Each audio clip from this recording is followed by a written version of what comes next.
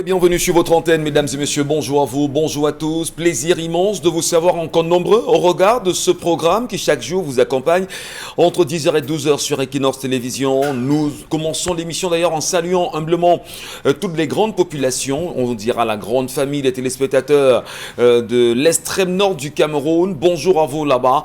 On le sait en même temps, au moment où nous parlons, une grande famine semble aujourd'hui toucher l'extrême nord du Cameroun. Et au-delà de la question de cette famine, il est important que l'on revienne sur ce qu'on a baptisé il y a quelque temps, on va dire le calendrier du budget d'investissement public au Cameroun. Ça fait débat, ça fait grincer les dents. Les Camerounais ne cessent justement de faire entendre leur voix en ce qui concerne ce budget d'investissement public. La région du centre, à elle seule, qu'on retient 336 milliards de francs CFA.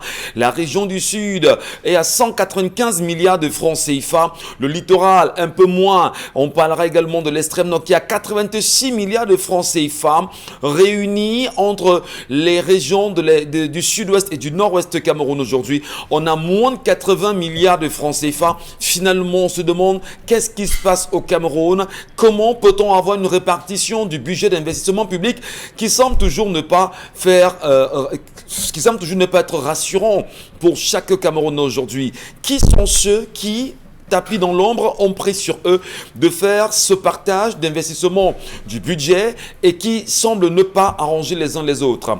Ça brûle également à la mairie de Banganté. Finalement, qui sera maire? Au moment où nous vous parlons, beaucoup de tractations, madame, messieurs, entre l'actuel, du moins celui qui est susceptible d'être maire en ce moment à Banganté. Il s'agit bien sûr de Erignat et monsieur Tchoumi qui vient également de désister au regard de tout ce qui se passe là-bas. On vous promet forcément pendant l'émission, on tentera de faire un trait d'union sur les réalités, bien sûr, dans le Ndé aujourd'hui, alors qu'il y a des batailles sérieuses au sein de la mairie. Qu'est-ce qui se passe concrètement, madame, messieurs? Restez les nôtres. Bonbon Bengan Kandje, Dominique Audrey Yengelek, Isabelle Carros de Pate Charlamagne Bachou. Bonjour à vous, messieurs et madame. Bienvenue à tous. Bombok, bonjour. Bonjour, monsieur Ngachou Numba. Bonjour à vous, chers téléspectateurs. Effectivement, ça revient, ça a eu lieu à Yaoundé 6, la commune de Yaoundé 6. Ça avait eu lieu ici pour le choix du maire de la ville de Douala. Ça a lieu généralement partout, justement. Les militants ou conseillers RDPC de la commune de Banganté doivent choisir entre la discipline du parti et les aspirations propres. Il y a longtemps, le RDPC a laissé les primaires et a opté pour les investitures. Je pense que pour la discipline du parti, vous avez exprimé ce que vous pensiez. Il faudrait vous ranger à la discipline du parti. Le comité central a investi, non.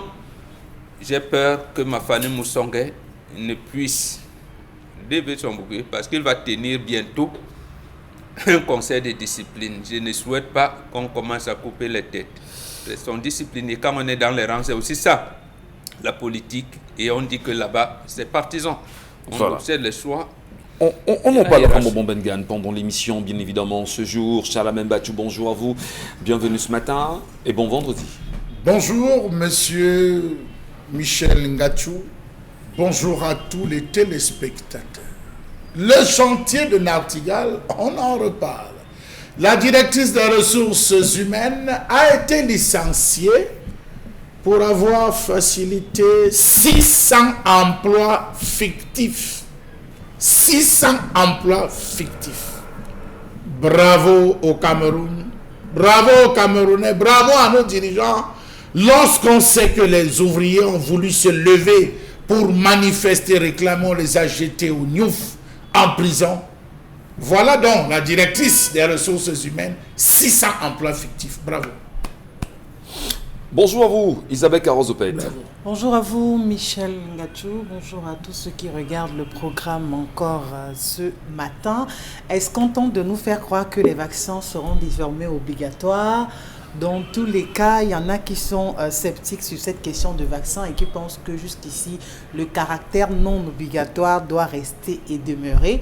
Mais quand on regarde quand même toutes les circulaires qui circulent ces derniers temps, on est quand même à même de se poser pas mal de questions et de savoir si progressivement on ira vers peut-être qu'une imposition. Oui, une imposition, c'est-à-dire que ça sera désormais quelque chose d'obligatoire pour pouvoir avoir accès peut-être à son lieu de service ou quelques autres endroits que ce soit. On a bien peur. Dans tous les cas, c'est le Cameroun. On le sait en même temps qu'un projet de loi avait été initié au Parlement pour parler d'une vaccination, dit-on, obligatoire au Cameroun. Projet de loi qui rapidement a été enlevé puisqu'ils n'ont pas au final débattu sur la question et en tiré des conclusions sereines pour le Camerounais aujourd'hui. Restez sur Equinox, madame, messieurs, c'est le Zénith. Allons dire bonjour à Dominique Audrey-Yengelek. Bon vendredi, mademoiselle. Bonjour monsieur, bonjour aux téléspectateurs. Ce matin, je vous raconte l'histoire de cette jeune femme âgée de 30 ans, on va l'appeler Claire. La jeune dame est un peu confuse, elle a besoin de vos avis. Elle ne sait pas trop à quel sens se vouer, elle ne sait pas s'il y a une solution à sa préoccupation. Elle dit qu'elle s'est mariée, ça fait 1 an et qu'elle connaît son mari depuis 3 ans. Et après la cérémonie du mariage, la vie a continué normalement. Elle mentionne que dans la ville de Douala, son mari est avec son frère aîné, dont les enfants sont dans la même ville, la ville de Douala, dont le frère aîné et son mari vivent ici et les autres sont à Yaoundé avec le reste de la famille. Dans le rituel, pour rester toujours en contact, c'est que le dimanche, le petit frère et sa femme aillent chez l'aîné pour qu'ensemble, en famille, avec les enfants et tout, on se retrouve pour un bon moment, partager un plat et après chacun rentre chez lui. Dans chaque week-end, le petit frère et sa femme vont voir le frère aîné. Le week-end dernier, donc, comme c'était prévu, malheureusement, la dame avait des choses à faire. Elle devait aller laisser l'argent de la tontine. Laquelle dame? Celle qui nous écrit, Claire. Donc, elle devait aller laisser l'argent de la tontine et retrouver son mari chez le grand frère à 16h. Heureusement, elle a pu se libérer un peu plus tôt parce qu'il y a une personne qui a pris son argent pour qu'elle n'ait plus à se déplacer pour aller à la réunion. Donc, elle est arrivée sur le lieu chez son beau-frère un peu plus tôt qu'on l'attendait. Et malheureusement ou heureusement, elle a su prendre une conversation avec son mari qui était en train de dire à son frère aîné que même si je pars au bout du monde, je ne peux même pas me fatiguer parce que je sais que ma femme jamais ne va me tromper. Ou bien si elle me trompe, je vais finir par le savoir parce que je l'ai fétiché. Je suis allée voir... Dominique Audrey raconte l'histoire. J'ai suivi l'annonce d'un... Il y a ces gens de ce pays-là, de ce fameux pays, qui sont sur la publication et tout, vraiment grand maître, grand marabout. Oui, il y a le Bénin, il y a d'autres pays.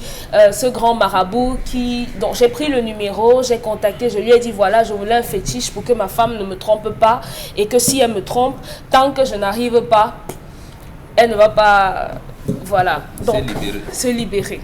Donc si elle me trompe, je vais savoir. Et il m'a donné la potion, j'en ai enduit mon corps, on a entretenu, on a voyagé et ensuite le rituel a été fait. Donc désormais, si ma femme me trompe, je vais savoir qu'elle m'a trompé. Donc la dame, elle dit qu'elle n'est pas rentrée directement, elle a rebroussé chemin et elle est rentrée à la maison. Elle a pleuré encore et encore et encore. Même sa mère, elle n'a pas encore appelé. Elle est là, comme ça, à la maison. Elle dit qu'elle est comme une morte vivante. Elle ne sait pas ce que son mari lui a fait, elle ne sait pas pourquoi il le lui a fait. Mais maintenant, elle aimerait qu'on lui dise, est-ce qu'il y a une solution pour se faire désenvoûter? Ou, oui, comment faire lorsque votre mari vous a fétiché? Et pourquoi un homme féticherait sa femme? C'est compliqué quand même ce matin. Je ne sais pas comment on peut en arriver là parce que je ne sais pas qu'est-ce qui peut bien animer. Un homme a fétiché sa femme. Vous êtes un homme, dites-moi. Bah, je ne sais pas. Merci Dominique, vous lui avez donné la parole. Donc, je ne sais pas. Il commence à répondre. En tout cas, non, on va tous ensemble essayer de comprendre ce qui peut bien animer. Un homme a dû faire dans un premier temps, Bonbon Bengan. Vous avez semblé justement, on vous a entendu quand même souffler que c'est un bon gars. Oui, c'est un bon gars. En quoi est-ce qu'il est bon gars? Féticher sa femme. Qu'est-ce que vous voulez dire concrètement? D'abord, il faut aider la fille. Ma fille, justement, et c'est ce qu'on vous reproche. Tu es venu, tu as trouvé tes deux mariés en train de converser. Au lieu de venir et dire, participer à la réunion et poser le problème là, peut-être que le frère aîné aurait eu la solution si vous étiez venu. Vous trouvez une famille unie. Comme ça, contre ce genre de problème. Vous venez, vous dites, voilà, vous faites votre réunion familiale hebdomadaire normalement et vous posez le problème à celui qui est le chef de famille. Moi, je ne savais pas, chérie, je t'aime et tout, mais j'ai suivi. Tu as dit que tu m'as fétiché. Pourquoi? Question de confiance, c'est là. Donc, quand vous posez le problème et vous seriez rentré avec une réponse du chef de famille qui est l'aîné de votre mari, vous ne l'avez pas fait, justement dans l'individualisme. Et ça me renvoie donc à vous répondre clairement que là, l'homme, il a bien fait. Il connaît sa femme justement. Pourquoi elle est allée pleurer? Ça veut dire qu'elle a des plans. Non. De dire que, oui, mais Merci. Mais justement, elle a épousé. Vous regardez avec, j'allais dire, la dextérité, la morale qu'elle dégage et la bonne mère en disant, ouais, il ne faut pas que je rate la réunion familiale. Comme j'ai trouvé un membre de la réunion qui peut aller avec l'argent. Voilà une bonne femme. Mais comme les femmes habitent toujours à côté du diable, il y a toujours une idée derrière. Vous trouvez, et Dieu vous donne, la nature vous donne une occasion où on est en train de parler de vous dans une situation qui ne vous arrange pas. Au lieu de poser le problème en famille, vous rentrez, ça veut dire qu'il y avait un plan. Et là, l'homme, mon fils, très bien fait. Non, mais pour une fois au moins, il connaît sa femme. Est-ce que vous avez dit que l'homme suspecterait sa femme d'être, on va dire... Il a vu, ils ont dit qu'ils ont dans vu une un moment. fidélité. Oui, tout à fait. Et maintenant, je vous dis, retenez ceci. La confiance n'exclut jamais le contrôle. Donc, la confiance n'exclut jamais le contrôle. Regardez comment les gens se barricadent. Non, mais juste Quelqu'un au point de fétichisme. quelqu'un a les chiens à la maison. Ouais. Il a les fils barbelés, électrifiés. les caméras. Il a les caméras. Mais il a aussi une sonnerie, je ne sais pas, de For Africa Security. Il a tout ça. Et il y a quelqu'un vigile encore à côté. Donc vous voyez un peu la sécurité de quelqu'un. Il a des Mais sauf vigiles. que ce n'est pas les mêmes contextes. Non, C'est on parle les quand mêmes. même du cœur. Je vous en prie. Il a un vigile. Il a une clôture qui a des fils électrifiés. Il a des chiens. Et il a la sonnerie d'une entreprise de sécurité. Et il a aussi le 113 de la gendarmerie qu'il peut appeler à tout moment. Vous voyez la sécurité pour que les gens s'appellent. L'homme veut être en sécurité, justement. Au point de féticher. Oui, et tout à fait. C'est pas, Est-ce que c'est pas interdit. c'est pas interdit, mon Donc, bon. c'est permis. Et autre chose, surtout pour les initiés africains, ne tentez pas d'aller coucher la femme d'un initié, vous êtes mort. Non, les femmes savent ça, C'est un puisqu'en fait, message. oui, les initiés africains ne tentez pas sur leurs épaules, vous êtes finis. Mais eux, ils Donc, peuvent. Non, le débat n'est pas à ce niveau de Le débat n'est pas là. Essayons de construire un mon débat. fils, c'est intéressant. bon, et ma fille, reste, c'est bon. Comme ça, donc, comme tu aimes ta famille, tu as épousé une famille que tu aimes, reste Bon, donc mais stable, pose un maintenant. problème, Bonbon. Si elle était envoûtée par son mari, Elle a été fétichée, on va maintenir ses fétiches jusqu'à ce qu'elle... On va renforcer. Et l'entretenir. Et Et l'entretenir. maintenir et entretenir. Tout à fait. Donc, c'est mon fils, merci. ah ben là, je suis abasourdi. Hein. Isabelle Carrosse, qu'est-ce que vous en dites, vous? Qu'est-ce que vous comprenez l'histoire de Qu'est-ce ce que matin? j'en dis par rapport à quoi, Michel? Mais Franchement. mon pas comme son raisonnement. Franchement. Vous le regardez avec. Franchement, je dégringole de mon cerveau. J'arrive pas à comprendre. Je peux vous donner des idées. Non, non, non, non. Quand un homme a l'argent, Non, elle non, veut faire de sa non, femme non. une reine. Et quand la femme a l'argent, la première idée qui vient de sa tête, c'est de quitter cet homme. Donc quand vous mettez votre Du femme tout. en confiance, justement, tout. c'est de vouloir guetter à côté. Du tout, Donc, même pas. vous mettez la ceinture de sécurité. On vous a aidé avec les idées. Développez maintenant Isabelle Michel Carrosse. Gachou, vraiment, je ne suis pas d'accord. À quelque niveau que ce soit, moi, je ne suis pas d'accord parce que j'estime que vous n'avez pas à faire ça. Vous n'avez... C'est l'enfant des gens, comme on dit au quartier. C'est l'enfant de quelqu'un. Je ne sais pas quelle posture cet homme est venu ou cette qui a dame. changé d'identité, Ou alors... hein, qui Non, a non, devenu qui a changé Madame d'identité. On est d'accord. C'est désormais Madame X ou Madame Y. Oui, mais vous n'allez pas quand même aller à la mairie. On n'a pas dit que oui, il faut aller jusqu'à féticher votre femme. Donc n'allez pas faire de ça comme si c'était quelque chose d'officiel ou que tous les hommes devraient commencer à le faire. Moi, je suis pas d'accord de ça. Dans un couple, on essaye de se parler, de se comprendre, de s'entendre, de s'améliorer et de pouvoir faire des reproches à l'un aussi bien qu'à l'autre. Vous n'allez pas aller jusqu'à féticher l'enfant de quelqu'un sans avoir la permission ni d'elle ni de sa famille. Elle est mariée. Elle est mariée, on est d'accord. Mais ça ne veut pas dire que vous allez faire d'elle ce que vous voulez quand même. Est-ce que c'est pas une sécurité à l'Afrique? Sécurité par rapport à quoi? Par rapport à qui? Par rapport à comment? Je ne pense pas qu'on devrait parler de sécurité. Ok, d'accord. Moi, quand je découvre que mon mari m'a fétiché, je le fétiche Michel Ngachou. Ça veut dire? Ça veut dire que moi, j'irai chez un marabout. Je ne sais pas là où il va habiter ou je ne sais même pas comment ça se passe. Je vais prendre tous les renseignements possibles comme lui l'a fait. Et j'irai voir donc un féticheur pour dire, ok, d'accord, j'ai besoin que vous fétichez mon mari. On verra donc. Comment on veut donc être dans une relation de, je ne sais pas à quoi on va jouer, ou de féticheur, fétiché, fétichant. On verra donc qui ça va prendre. Parce que lui aussi ne saura pas que lui, il est fétiché. Vous savez que nous, les femmes, on est tellement astucieuses. Donc, surtout quand on s'arrange à vouloir faire du mal. Donc, oui. Le diable prend les coups. Oui, c'est clair. Donc, lui aussi, je vais aussi le féticher. Et on verra bien dans ce que ça va donner dans la maison. Alors je voulais comprendre. Est-ce que c'est pas parce qu'à un moment donné, des femmes peuvent verser dans l'infidélité et des hommes qui veulent quand même construire des relations tout à fait sérieuses se disent, à un moment donné, permettez, il y a des solutions africaines. Comment conserver sa femme? Comment la tenir? Comment la ranger dans son foyer? Mais il faut donc comprendre que... En le faisant, est-ce que ce n'est pas une façon justement de se sécuriser et d'encadrer quand même sa famille? C'est la dernière chose à laquelle il faut avoir recours. Ouais. Décider de féticher une femme parce qu'on veut la protéger, on veut la garder pour soi. Si une femme veut vous tromper, Michel Ngachou, elle va vous tromper, quel que soit ce que vous allez faire. Donc je dis, féticher, il ne faut pas le faire. Ça ne sert à rien. Que les hommes prennent soin de leurs femmes, que les hommes parlent avec leurs femmes, que les hommes se sentent épanouis dans cette relation. Quand vous êtes arrivé à trouver cette fille, peut-être que vous ne l'avez pas trouvée vierge. C'est pourquoi l'homme qui était là avant ne l'a pas fétiché. Vous allez me dire parce qu'il n'était pas à la mairie et tout. Non, je ne suis pas d'accord de ça parce que ce sont des choses extrêmes. C'est pousser le bouchon tellement un peu plus loin. Michel Ngachou, imaginez une ville comme Douala où les femmes décident de féticher les hommes. Vous savez le bilan qui va surgir. Père Mamori.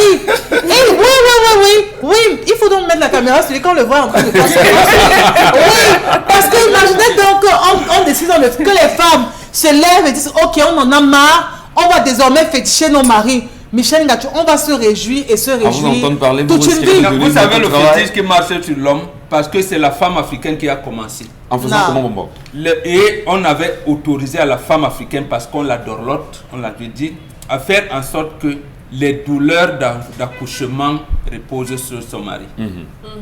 Pour les femmes, les hommes qui tapaient les femmes, qui maltraitaient les femmes, on autorisait aux femmes de féticher. Que quand elle enfante, c'est le mari qui a des douleurs. Mais justement, il y en a qui en ont abusé. On a donc renversé la situation. Alors, mais je voulais quand même comprendre. Il y a, permettez, on va peut-être faire le lien rapidement parce qu'il y a ces images qui circulent sur les réseaux sociaux depuis pratiquement 2 semaines où on voit un homme en train de, je peux me permettre l'expression, en train de sucer pratiquement les orteils d'une femme. C'est une pratique. Et les internautes, c'est une pratique. C'est une pratique sexuelle. Voilà, les internautes justement ont pris sur eux de demander aux filles, s'il vous plaît les filles, on vous demande soit de mettre la cuillère à café, vous mettez seulement la soupe. Voilà les conséquences aujourd'hui. Est-ce que justement, vous, quand vous le dites, vous Isabelle Carole, que même si votre mari vous fétiche et vous vous rendez compte qu'il a fait, vous le ferez en double, oui. Le risque Moi je ne vais pas seulement le faire, c'est-à-dire que je vais faire un hashtag sur la toile et je vais inviter les femmes à féticher également leur mari. Et là, on verra. Vous risquez de donner beaucoup de travail à ce matin féticheur. Non, parce que là, on verra. Donc oui, parce que ce qui se passe, c'est que parfois, vous ne comprenez même pas ce qui vous arrive, ou bien pourquoi vous avez telle douleur sur le corps, ou pourquoi votre corps est bizarre, vous avez l'impression de ne pas vous appartenir, parce que monsieur allait oindre je ne sais quelle potion sur vous. Et ça veut dire qu'il y a tellement de femmes qui sont victimes de ça, sans savoir même l'origine de leur douleur, de leur souffrance, de leur mal. Que les hommes arrêtent ça. À défaut de ça, ok, vous nous fétichez, on vous fétiche et on verra donc. Charles Abel, faisons le lien entre le fétichisme sur sa femme et le charme. Est-ce qu'il y a un lien déjà sur les 2 éléments, premièrement, et comment vous comprenez l'histoire, vous? Je vais commencer par dire que les femmes qui vont tenter vont devenir folles. Ah, d'accord. Les femmes qui ont déjà été fétichées en allant, je vous le dis, si vous voulez vous aller, c'est la folie qui va vous n'allez dissuader personne dans tous les cas. Essayez alors, c'est scientifique. Les femmes qui ont déjà été fétichées, vous repartez, on va vous donner un ougan que vous allez mettre sur ce que vous savez, ça va retrouver ce qui avait été mis, vous allez commencer à péter les plans. Préparez-vous. Donc allez même si vous voulez à l'est, on va gérer. Monsieur Michel Ngachou, sur 100 téléphones de femmes que vous allez prendre, allez dans historique, vous allez trouver 2 points essentiels. Le premier point, comment faire pour garder mon mari? C'est une application sur Facebook. Toutes les femmes tapent dessus. 10 points pour rendre son mari amoureux. Ce n'est pas ça le fétiche. Vous voulez chercher encore le fétiche là où? Donc vous croyez que le fétiche c'est seulement le secouer? Comment faire pour rendre son mari heureux? Rappelez-vous, aujourd'hui, les femmes donnent les cours de fétiche. Attacher la viande, faire cuire la viande, séparer, repérer les viandes. C'est un homme qui a fait ça, monsieur Michel Ngachou. C'est une femme. Et n'est pas le Aujourd'hui, on parle de l'homme. Depuis la naissance, chaque homme, chaque garçon qui sort du ventre d'une femme, elle lui donne quelque chose dans le ventre. Des vrais hommes. Pas les femmes. Il dit les vrais hommes. Les mamans, quand tu sors du ventre de ta mère, te donne ça. Parfois, on ne donne pas, c'est dans le premier repas qu'on met dans la bouche, on donne à l'enfant. C'est ce qui fait du garçon, monsieur Michel Ngachou. Ça, c'est important qu'il faut qu'on le sache d'abord. Le garçon ne naît pas. Les 5 premiers jours du garçon sont des jours où on le prépare, on le muscle à la vie. Mais vous avez des gens qui ne le font pas. Revenons dans l'histoire. Toutes les femmes sont fétichées, monsieur Michel Ngachou. Ça veut dire quoi? Je dis fétichées. Quand on prend une femme, on vous amène. J'ai rencontré Dominique Audrey, je suis amoureux, je vais l'épouser. Je l'amène sur la tombe de mes parents. Elle défriche. En défrichant, on dit ça c'est la tombe de maman et tout. Qu'est-ce que c'est? Première question. C'est du fétichisme. Deuxième, mais monsieur Michel Ngachou, vous êtes en train, vous pensez que vous êtes en train de faire quoi là? Non, pourquoi? Vous défrichez juste? Si vous ramenez votre femme défricher la tombe de votre maman... On vous dit donc que vous l'avez fétiché.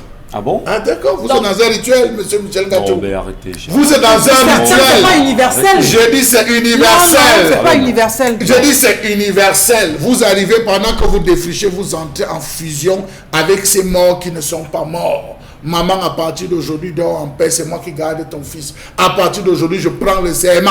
Est-ce que c'est comme je défriche ta tombe, monsieur Mbadjou? Parce que cette fille peut le dire, elle est partie demain, vous dites quoi? Monsieur Michel Ngachou. Elle peut le faire, et puis demain, là, je sais pas... Ça veut dire que vous-même, vous êtes faux. Ça veut dire que vous-même, qui l'amenez, vous êtes faux. On n'amène pas n'importe qui à ce type de rituel. Il y a le repas que vous partagez. Après ça, lorsque vous arrivez, on a 3 choses qu'on bloque chez les Bantous. La première avant la dot, c'est la rupture. Toi qui entres ici, il n'y aura jamais de rupture.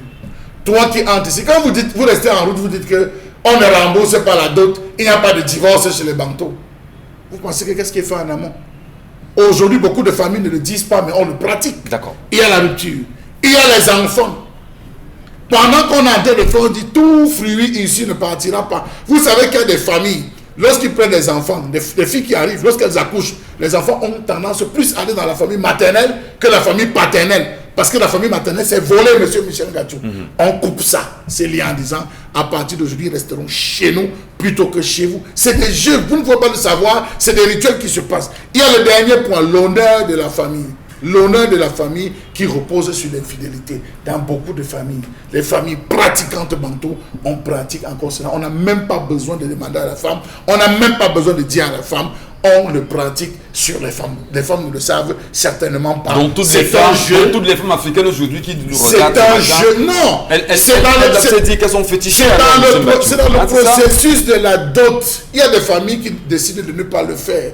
Qu'est-ce qui nous prouve que la femme qui vient là est bien? Il y a la quête de moralité. On fouille. Est-ce que sa famille est bien? Non, il y a la sorcellerie dans sa famille. Non, il y a le mauvais vent dans sa famille. On ne va pas dire à la femme qu'on sait que ta famille est mauvaise, il y a les mauvais gens. On commence à couper. Elle arrive chez la maman dit je vais te préparer tel repas. Dans ce repas, on ne sait pas ce que vous avez dit. Oui, je vous dis. Inch'Allah, vous ferez peur, bien sûr, au Cameroun. Vous voulez qu'on vous explique comment? Non, écoutez, je ne dis pas que je dis que mais je dis ça à vous entendre parler. Parce que là, à vous entendre parler, Oui. il y a des femmes, il y a des jeunes femmes qui nous regardent ce matin. Et il y en a qui sont en chemin pour le mariage. Il y en a qui sont engagés dans des vies. Il y en a qui peuvent faire des choses tout simplement, sans pour autant y voir un fétichisme. Celui-ci est allé quand même au Bénin chercher ce qu'il a à chercher pour venir tenir sa femme dans le foyer. Alors, si au moins on s'en tenait au fait que la femme allait sacrer la tombe de sa belle-mère et qu'il y ait un lien, là on peut comprendre parce qu'on est en famille, elle est déjà mariée, ça peut s'expliquer. Mais aller quand même au Bénin, consulter des féticheurs béninois pour conserver sa femme dans la maison, est-ce que vous trouvez quand même que c'est raisonnable, monsieur? Oui, je vous réponds en une seconde. Lorsque vous allez chez le prêtre ou le pasteur, il y en a qui prennent une neuvaine, il y en a qui prennent 3 neuvaines, il y en a qu'on dit priez à la maison, d'autres qu'on dit je vais vous imposer les mains. Oui. Là-bas c'est quoi? C'est pas le fétichisme? Non, là c'est la prière. D'accord. Et ici c'est quoi? Sacrer la tombe de papa et de maman, c'est quoi? C'est un rituel. Et la prière, c'est pas un rituel. Oui, bah écoutez. Mais justement, voilà où vous dites. Parce que vous opposez toujours la tradition judéo-chrétienne. C'est la mystique qui l'entoure, bon Bengan. Mais il y a la mystique de la prière, justement. Parce que chez nous aussi, il y en a ça. Je vous dis tout à l'heure, lorsqu'une femme transmet les douleurs d'accouchement à son mari, ça se fait en pays boulou. Ça se fait chez les Bantous partout. Ce n'est pas parce qu'on ne veut pas diviser ça. Ça se fait partout. Et on avait autorisé aux femmes de le faire pour des hommes méchants. Pour des hommes méchants. Et comme les femmes ont toujours des tournures dangereuses, on a coupé. Donnons la parole à Dominique Audrey quand même. Dominique, moi je veux comprendre. Qu'est-ce qu'on peut faire pour cette femme? Qu'est-ce qu'on peut lui dire? Quelle est, à votre avis, la solution évidente pour qu'elle puisse retrouver la sérénité de la femme qu'elle est? Elle n'en aura plus jamais. Elle n'en aura plus jamais. Parce qu'aujourd'hui, elle va tout remettre en doute. Tout remettre en doute. Qu'est-ce qu'elle a mangé? Qu'est-ce que le fameux marabout lui a donné? Qui lui a dit qu'elle va même pas, il va pas l'empoisonner? Elle ne pourra plus jamais être tranquille. Comment un homme normalement constitué a besoin de fétiches pour que sa femme reste à la maison? Ça veut simplement dire que c'est un homme faible. Ça veut dire que la femme n'est pas normalement constituée. Ça veut dire que c'est un homme faible. De la façon dont on demande à la femme d'entretenir le foyer, d'être chaude, bouillante quand le mari rentre, d'être jolie, d'être sexy, machin, les hommes ont également des efforts à faire. La routine dans le couple conduit à l'endormissement au sein du foyer, qui fait que généralement, malheureusement, l'un ou l'autre partenaire aille voir ailleurs. Si on ne se réinvente pas dans le foyer, on aura des partenaires qui vont chercher les étincelles, le feu d'artifice ailleurs. Et ça ne se passe pas avec des fétiches. Ça ne passe pas par les fétiches. Cet homme est simplement faible. L'utilisation des gris-gris sur une femme venant d'un homme, c'est simplement l'expression d'un manque de confiance, d'un mal-être intérieur. Parce qu'il sait qu'à la base, il n'a rien pour retenir une femme. Rien du tout. Rien. Un homme qui est romantique, un homme qui est attentionné, un homme qui est intelligent, n'a pas besoin de fétiche pour qu'une femme reste avec lui. Il y a des femmes qui aiment des hommes intelligents. Et ça suffit pour que cette femme vous aime. N'allez pas prendre un enduit que vous allez vous mettre et venir pourrir la vie de l'enfant de quelqu'un. Cette femme peut devenir folle. On nous a dit ici que les enfants naissent avec des choses que leur mère leur donne. Si la mère de cette femme lui avait donné, sans qu'elle même ne sache que sa mère lui en a donné, et lui, il allait prendre pour venir donner sa part, c'était pour la rendre folle, non? Il y aurait eu un marmot. C'était ça, c'était pour la tuer. Non, maman, non. Le mariage, c'est bien, c'est beau, mais votre vie d'abord. Votre vie d'abord. Vous appelez vos parents, excusez-moi, Pembombok. Vous appelez votre mère, vous dites à votre mère, voilà ce que le type là m'a fait. Apparemment, il m'a mis un truc dans le ventre pour une prétendue infidélité qui n'existe que dans sa tête. Ce n'est pas de la faute de cette femme si vous êtes tombé sur des femmes volages. Ce n'est pas de sa faute si vous êtes tombé sur des femmes qui n'avaient pas de moralité. Vous n'allez pas emprisonner, embrigader la vie de cette femme. Donc, il va l'entrer dans le njunju. On va lui dire là-bas que vous ne devez pas avoir d'enfant. cette femme ne va pas accoucher, elle ne saura pas que ce n'est pas de sa faute, mais c'est simplement parce que le mec est allé prendre des trucs et on lui a dit non, vas-tu faire avec ta femme, donc elle ne va même pas tomber enceinte. La pauvre ne saura jamais ce que le type allait faire comme contrat de ce côté. Il n'y a rien à faire. Je suis contre les séparations, mais vraiment ici on parle de la solidarité dans le couple. On ne parle pas d'un homme qui a pris le rêve. On ne sait pas ce qu'il allait faire. On ne sait pas Dominique le Audrey a dit pacte quand même qu'il deux a fait. choses qui, moi, semblent quand même être assez pertinentes. Être romantique avec sa femme. Être attentionné avec sa femme. Être respectueux. Être respectueux Être avec sa femme. aimant. Je crois que quelles que soient justement les folies de cette femme Bobo Mbengan, là je le dis humainement, puisqu'on en parle, c'est un sujet de société. Est-ce que c'est pas du vrai fétichisme là-bas pour l'homme, d'une part? De l'autre côté maintenant, lorsque la femme sait quand même rester soumise à son mari, respectueuse à son mari, de respecter toutes les données du mariage que vous évoquez ici chaque matin, n'est-ce pas également du vrai fétichisme naturel là? Oui. Que d'aller justement rencontrer des féticheurs parce qu'on voudrait la contenir, la maintenir. Mais si les volages, j'aime à le dire et je finis par là, celle qui est la vôtre va rester. C'est clair. Celle qui n'est pas la vôtre Elle s'en va ira. partir. Celle qui va rester sera la vôtre. Chalamel. Monsieur Michel Ngachou, si vous voulez que nous parlons, nous allons parler. On a 5 minutes Oui, pour en je parler vais vous rapidement. parler. Vous savez que le bâton de manioc, lorsque vous finissez de manger le bâton de manioc, la femme qui attache le bâton de manioc sur son pied, son pouce, vous savez ce que ça fait? Vous savez que c'est toute une culture chez certaines personnes, dans certaines ethnies, c'est recommandé. Est-ce que vous savez que chez d'autres, lorsque la femme va entretenir pour pouvoir féticher son mari sexuellement, ce qu'il ne sorte pas, pendant des rapports sexuels, la femme prend la bûchette d'allumette, elle le place à un endroit précis? Vous le savez? Si. Vous savez que c'est des pratiques que les femmes font. Quand Bobo vous dit que c'est la femme qui fétiche le plus que l'homme. Celle-ci est C'est la fétichée. femme qui fétiche le plus que l'homme. Elle C'est ne des fait pas de pratiques cette qui sont... façon. Non, permettez-moi. C'est Celle-ci des est pratiques qui fétichée. sont connues. Même dans le repas, il y a des écorces quand on va au marché. Les femmes vont au marché. J'ai souvent pris cette habitude d'aller m'asseoir, surtout chez les femmes qui vendent les écorces et tout. Vous allez vous rendre compte que quand vous arrivez, la femme qui vend les écorces pose une question. C'est pour préparer quoi? Vous dites, elle lui ajoute seulement ceci. Tu vas voir ce qui va arriver à ton mari. Ça se passe dans les marchés. Les femmes sont adeptes du fétichisme. Si l'homme, ayant pris sa femme, pendant qu'il prenait sa femme, à l'enquête de moralité, on avait précisé que cette famille est une famille qui ne reste pas en mariage. Ne l'épousez pas. Cette fille, permettez-moi. Non, ne l'épousez pas. Ne prenez pas les On peut enfants pas des tenter gens d'expliquer et après monsieur Michel Ngachou. vous gaspillez la vie de Non, quelqu'un. on en Vous discute C'est vous qui appelez appelez les ça enfants. fétiche. Mais vous C'est vous qui la appelez laissez. ça fétiche. Il allait prendre le joujou. C'est vous qui appelez ça On ne va pas fétiche. les enfants Comment? de quelqu'un. C'est vous qui appelez ça. C'est un Comment on fétiche. appelle non?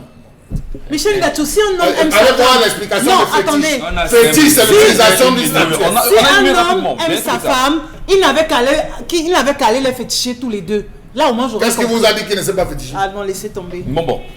Moi aussi, je vous dis des choses importantes. Vous avez resté sur Dominique, c'est votre choix. Première chose, que ce soit dans la vie de couple, comme le cas aujourd'hui, ou dans la vie générale, dans la vie générale, la confiance n'exclut jamais le contrôle.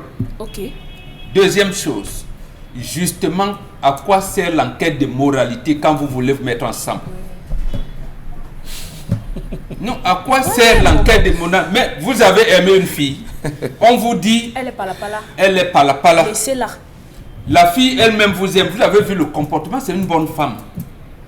Elle tient à l'harmonie de la famille où elle est allée, mais elle n'est pas là et elle a les plans. Donc je la fais. Il faut donc conserver l'harmonie qu'elle semble donner. Non. Ah ben.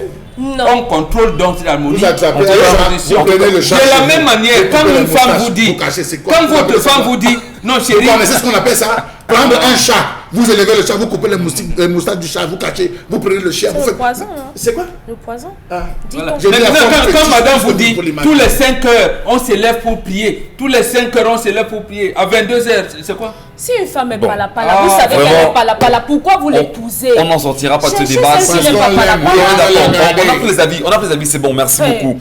Mais Ouais. simplement, Gâteau. petit avis quand même. Moi, je crois qu'il faut rester naturel avec sa C'est femme. ça. Celle qui est la mienne.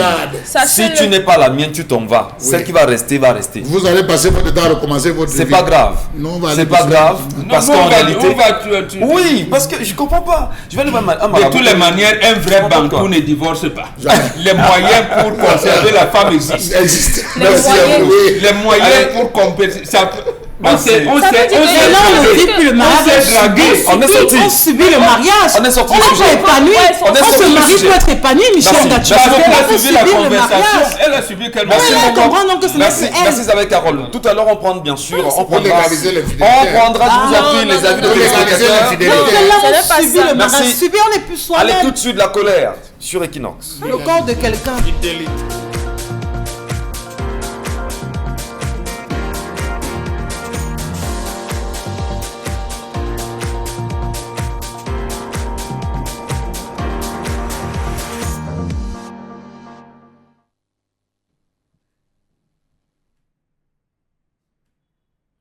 Je m'interroge ce jour sur la question de l'impact et le rôle de la société civile africaine lors du sommet prochain France-Afrique à Montpellier, qui se tiendra du 9 au 10 juillet 2021.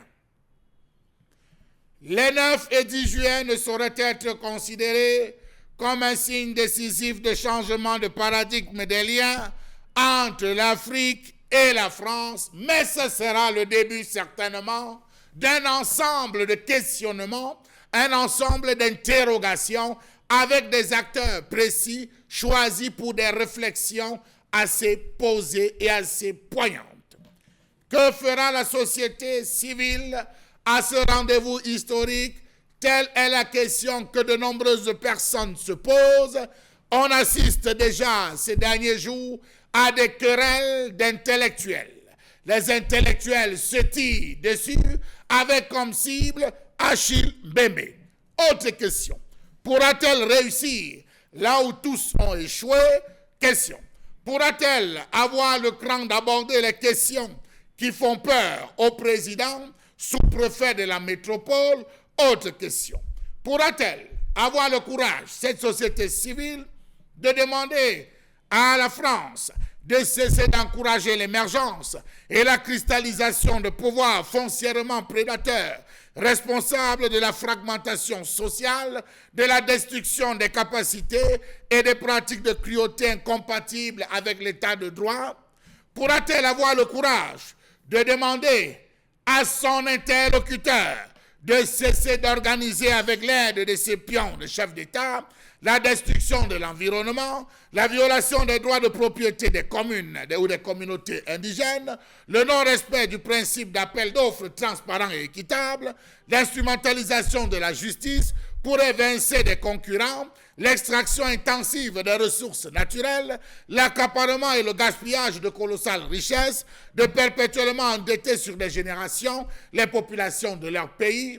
Aura-t-elle ce cran de savoir lever la tête et de demander à son interlocuteur, la France, de laisser les Africains construire ensemble leur modèle de développement à travers des institutions fortes mais africaines? La création d'unions régionales en Afrique, qui est une manipulation pour empêcher la création des États-Unis d'Afrique, comme l'avaient pensé les prédécesseurs, les précurseurs, il faut le dire, de la pensée intellectuelle africaine. Aura-t-elle le courage d'accuser son interlocuteur d'appauvrir l'Afrique en se servant entre guillemets du franc CFA pour poursuivre son œuvre colonisatrice en Afrique, ou se retrouvera-t-elle, comme le pense Gaston Kellman, à ne faire que reproduire la succession, mais d'une manière différente de ce qui avait été fait?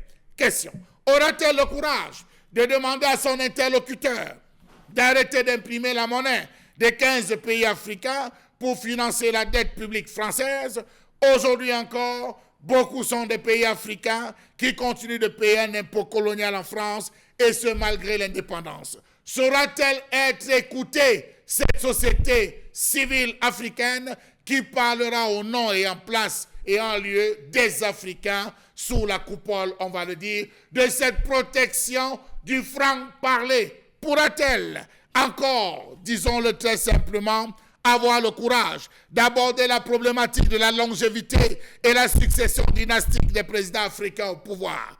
Aura-t-elle le courage de demander à la France d'arrêter de prêter de l'argent aux Africains avec des taux d'intérêt prohibitifs? Le courage, cette société civile, de traiter la question de l'immigration dévastatrice dans les mers des jeunes à la conquête d'un Eldorado? Aura-t-elle la société civile, cette société civile qui sera en front dans ce sommet, le courage d'aborder la question ou les questions d'incursion, mieux intervention militaire française en Afrique, la question de la fausse démocratie africaine, la restitution des objets d'art, de la question de la francophonie, de la gouvernance des ressources naturelles, mieux du numérique? Aura-t-elle le courage de dire à la France qu'il y a de plus en plus une méfiance et crise de confiance entre elle et certains Africains? Aura-t-elle le courage de demander à son interlocuteur, la France, d'arrêter la saignée à travers la conception des programmes de développement qui ne servent que ses intérêts et non ceux de l'Afrique? Aura-t-elle le courage d'exiger la révision des accords de partenariat économique, véritable frein à l'économie africaine? Aura-t-elle le courage, cette société civile, avec un front, parlant bien sûr du Cameroun, Achille Mbembe, d'exiger de la France qu'elle arrête de fouler aux pieds les principes de neutralité, c'est-à-dire d'agir à sa guise en Afrique sans contrôle aucun, à la manière d'un chef de cartel de tyrans dont elle paie systématiquement le parti, en ratifiant immanquablement les successions de père en fils, les élections truquées, l'embastillement des opposants, des graves violations des droits fondamentaux? Aura-t-elle le courage de lui dire à lui, le chef d'État de la France, que le multipartisme, sorte de luxe pour les pays en voie de développement, s'est transformé en une dictature sans pareille? Aura-t-elle le courage de dire à la France qu'en 60 ans, elle n'a aidé au développement d'aucun pays, sinon qu'à l'enfoncer? Et il lui faudra dire qu'elle n'a eu de cesse à sécuriser l'accès au marché de ses 14 anciennes colonies en Afrique, plutôt que d'aider ces différentes colonies? Aura-t-elle le courage de regarder en face et de dire, avec toute la force et l'énergie qu'il faut, de dire il faut que ça change?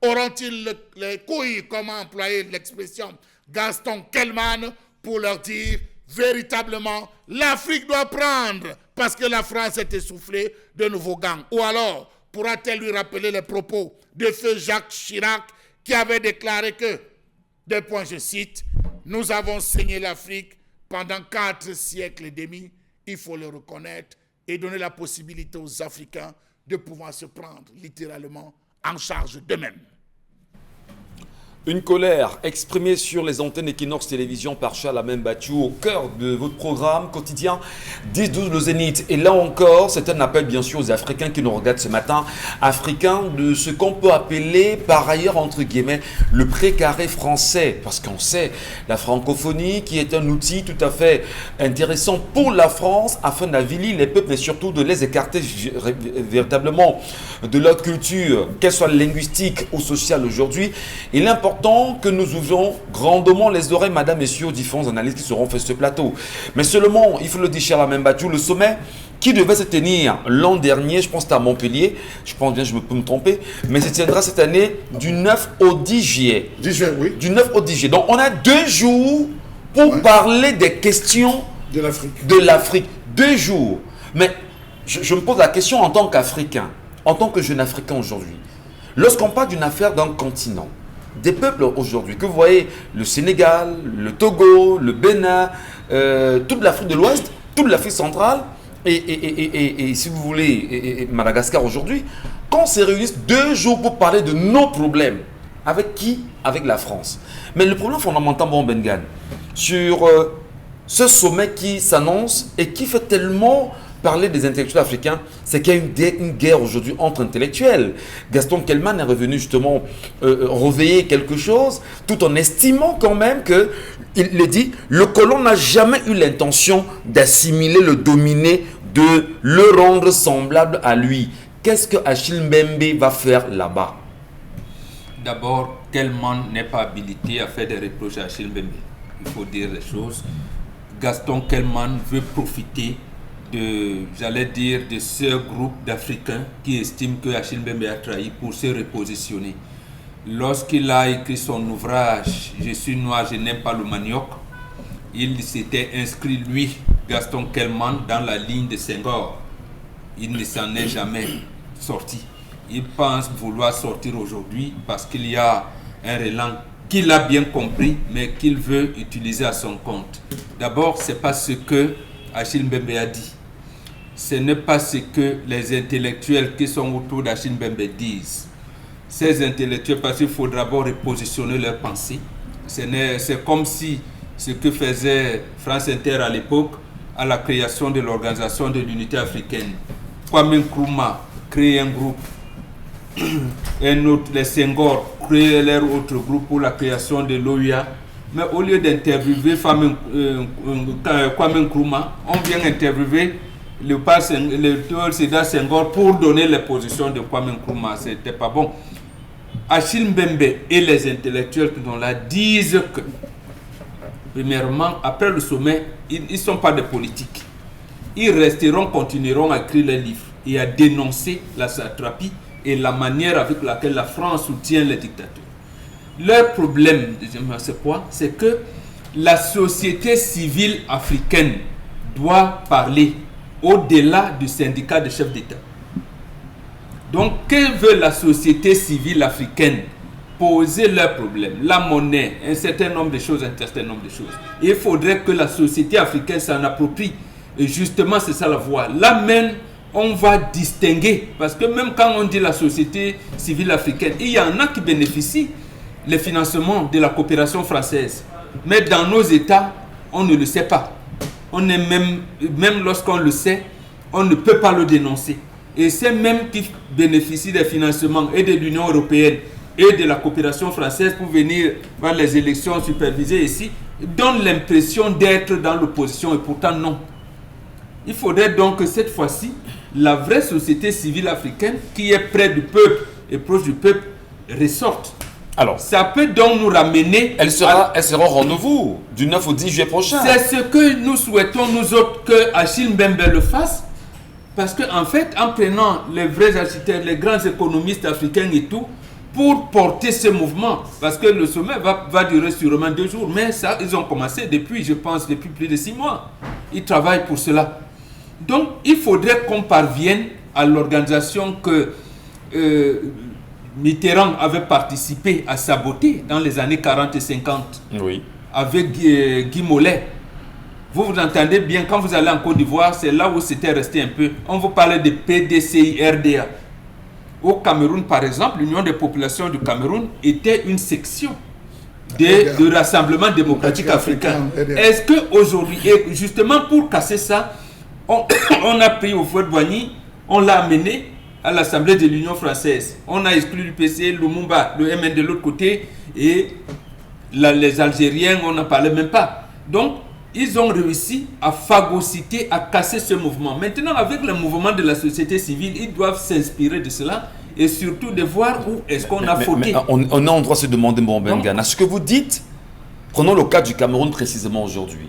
Le Cameroun sera certainement présent à ce sommet, parce que c'est le rendez-vous forcément que beaucoup attendent ici, aller à ce sommet pour, entre guillemets, se faire voir. Il y a quelle société civile crédible au Cameroun qui va représenter la voix des Camerounais à ce soi-disant sommet? Quelle est la société civile camerounaise qui peut représenter valablement les problèmes des Camerounais? Justement, c'est le premier problème à résoudre. On ne va pas là-bas en tant que société civile camerounaise, tchadienne. On y va en tant qu'africaine. Mais justement, ça veut dire qu'il faut sortir d'abord des enclos coloniaux. Nous sommes des pays sous domination française. Oui. Je pense que cette terminologie a commencé à prendre corps. D'abord, ça a commencé au Mali. C'est-à-dire que si c'est la société civile malienne, par exemple, qui pose véritablement un problème, il faudrait que les Camerounais qui estiment avoir une bonne société africaine s'inspirent de là. Donc, c'est une société civile africaine qui doit aller au-delà des frontières intangibles héritées de la colonisation. C'est vrai qu'il y a tellement de visions opposées aujourd'hui quant à la redéfinition. Parce qu'on avait tenté cette expérience en 2001. pour la préparation en 2000, en 99 et 2000 pour la préparation du sommet France-Afrique qui a eu lieu au Cameroun en janvier 2001. On l'avait fait porter à Kadhafi, par exemple, et on n'a pas voulu qu'il soit là, de porter le mouvement qui exigeait qu'au niveau des chefs d'État, qu'ils aient un même ministère des Affaires étrangères et une armée panafricaine. Et on est venu injecter donc les histoires de ce qu'on appelle les NEPAD. Et pour casser, on dit le Cameroun va abriter la base logistique de l'armée africaine en construction. Alors que le Nigeria et l'Angola, l'Algérie également, voulaient qu'on forme une armée panafricaine pour aller jusque-là. Mais bon, avec certains présidents, on n'a pas pu. Cette fois-ci, je pense qu'il faut soutenir, d'abord comprendre et soutenir Achille Mbembe dans cette occasion-là, parce que au-delà des chefs d'État, il faut qu'on ait un mouvement populaire qui puisse donner l'impulsion de ce que veut réellement le peuple. Et là, on saura également les autres associations de la société civile qui bénéficient des fonds de la coopération française. C'est vrai qu'il y a des visions, on va dire, opposées quand même, Charles Amel Battue, aujourd'hui, sur ce sommet France-Afrique qui s'annonce. On aurait bien dit Afrique-France, parce que l'Afrique est plus intéressante aujourd'hui, contrairement à la France. En réalité, oui, en fait, parce que entre la France et l'Afrique, c'est nous qui sommes intéressants. La France n'est rien sans l'Afrique aujourd'hui. Justement, j'ai lu votre livre. Voilà. Il y a ce journaliste français, algérien naturalisé français, qu'on appelle Hugues Seraf. Il a fait un post dans son blog qui est apparu dans le journal Le Monde. C'était le 21 mars 2006. Il a dit, quand l'Afrique s'éveillera, la France l'enverra se recoucher.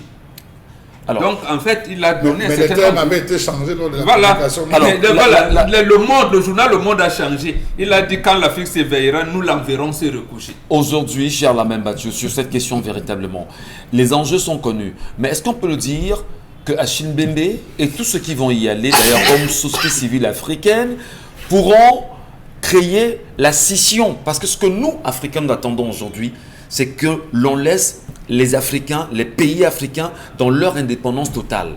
Est-ce qu'on peut avoir un espoir que de cette rencontre du 9 et du 10 juillet prochain, les Africains peuvent dire « nous ne voulons plus de la France ».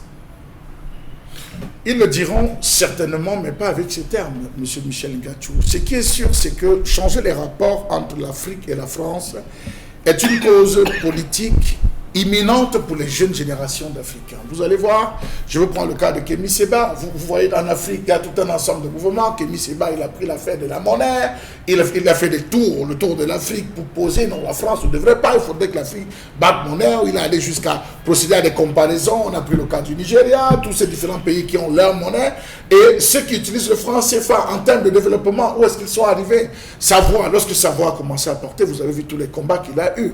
On va parler d'Achille Mbembe. Vous avez vu Achille Mbembe sur tous les plateaux, sur tous les fronts, avoir des positions, et des positions parfois acerbes, M. Michel Ngachou. En tant que panafricaniste? Oui, acerbes. Je n'ai pas trop envie d'utiliser l'expression panafricaniste, puisqu'on met cette expression dans toutes les sauces aujourd'hui, pour des intérêts que vous imaginez. Je dis, il a pris certaines positions qui lui ont fallu à des moments de crise. Il a eu même jusqu'à avoir peur pour sa vie, M. Michel Ngachou. Il a pris des positions qui ont trouvé écho favorable auprès de cette élite française qui ont dit attention, ce qu'il dit, ça peut paraître gauche, mais prétend de l'attention. Vous savez, en Europe, ils ont une avance sur 10-50 ans, tandis qu'en Afrique, nous vivons avec le temps. On ne pense pas. Nos intellectuels, permettez-moi l'expression, s'arrêtent à des débats politiques, s'arrêtent à des débats électoraux, comment on va dire, du dimanche. Oui, du dimanche, et puis on traverse pas. Et ils ont une avance. Il est important que la France change sa façon de fonctionner, son paradigme vis-à-vis de l'Afrique, de l'intérêt de la France,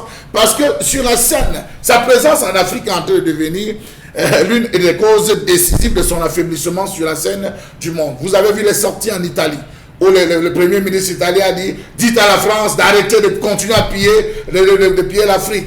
Sinon, tous les migrants qui vont arriver, on va les envoyer du côté de la France. » Vous avez vu tous ces combats qui ont commencé à naître. La France aujourd'hui est taxée comme celle-là qui s'implante. Quel Africain, en dehors d'Achille Mbembe, permettez-moi, mais excluons-le, quel Africain s'est levé par rapport aux ingérences? Est-ce qu'on a vu Gaston Kelman prendre par exemple position par rapport à la situation au Tchad? Est-ce qu'on a vu tous ces Africains qui se disent véritablement positionner. Il y a eu des positions, Charles, mais peut-être n'ont pas été suffisamment vulgarisées. Je n'ai pris. Comment vulgariser? Achille Mbembe, est-ce qu'il a besoin d'avoir un panthéon? Il fait ses tweets, il fait ses publications, il est suivi. Nous avons véritablement, je pense que... Vous voulez dire que les intellectuels africains ont abandonné les Tchadiens, c'est ça? Monsieur Michel Ngachou, enfin, je pose la question. Je ne vais pas rentrer dans... C'est un ping-pong, monsieur Michel Ngachou. Combien d'Africains, depuis la question de la restitution des objets d'art, on engagé par le Bénin, où toute l'Afrique s'est levée. Vous avez vu toute l'Afrique de l'Ouest, ils ont commencé à décrier, il faut restituer, il faut restituer. Nous avons fait des colères ici, monsieur Michel Ngachou, pour parler de la préservation du patrimoine qui se trouve dans les différents musées. Quel intellectuel s'est inspiré de cette affaire? Non, c'est la préservation du pouvoir. Ici, c'est la conservation logique du pouvoir. C'est ce sur quoi travaillent les uns et les autres. La société civile, vous l'avez indexée camerounaise, elle se bat, a fait sortir de ce jour les pensées qui croient que nous allons rester ad vitam aeternam. Il faudrait que ça change.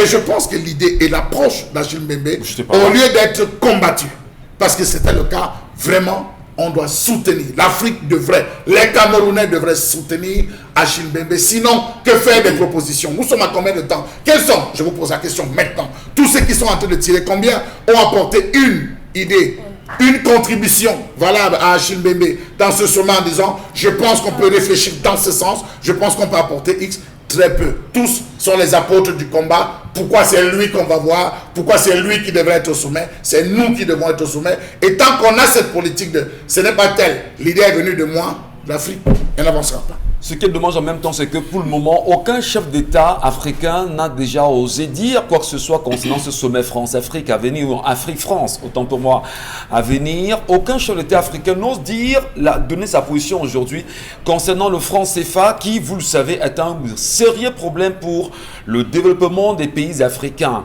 Qu'est-ce qui en sortira de ce sommet? On en reparlera et on vous lira dans un moment. Merci de rester sur Equinox.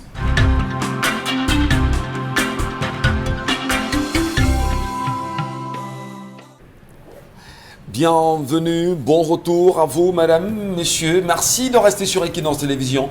10-12, le Zénith se poursuit en même temps avec la grande famille et avec elle jusqu'à 12h. Évidemment, nous tenterons toujours de mieux vous informer, mais surtout vous repositionner dans l'essentiel des sujets qui ont été retenus pour cette édition. Et au-delà de l'édition, nous avions souhaité au mieux faire comprendre aux Africains qui nous regardent ce matin, puisque nous vous saluons des différents endroits, des différents pays où vous nous regardez. On salue également tous les Africains de la diaspora dans la globalité, puisque la diaspora n'est pas seulement occidentale, la diaspora planétaire, les Africains. Bonjour à tous ceux-là qui se retrouvent dans ce sujet ce matin concernant les relations entre la France et l'Afrique aujourd'hui.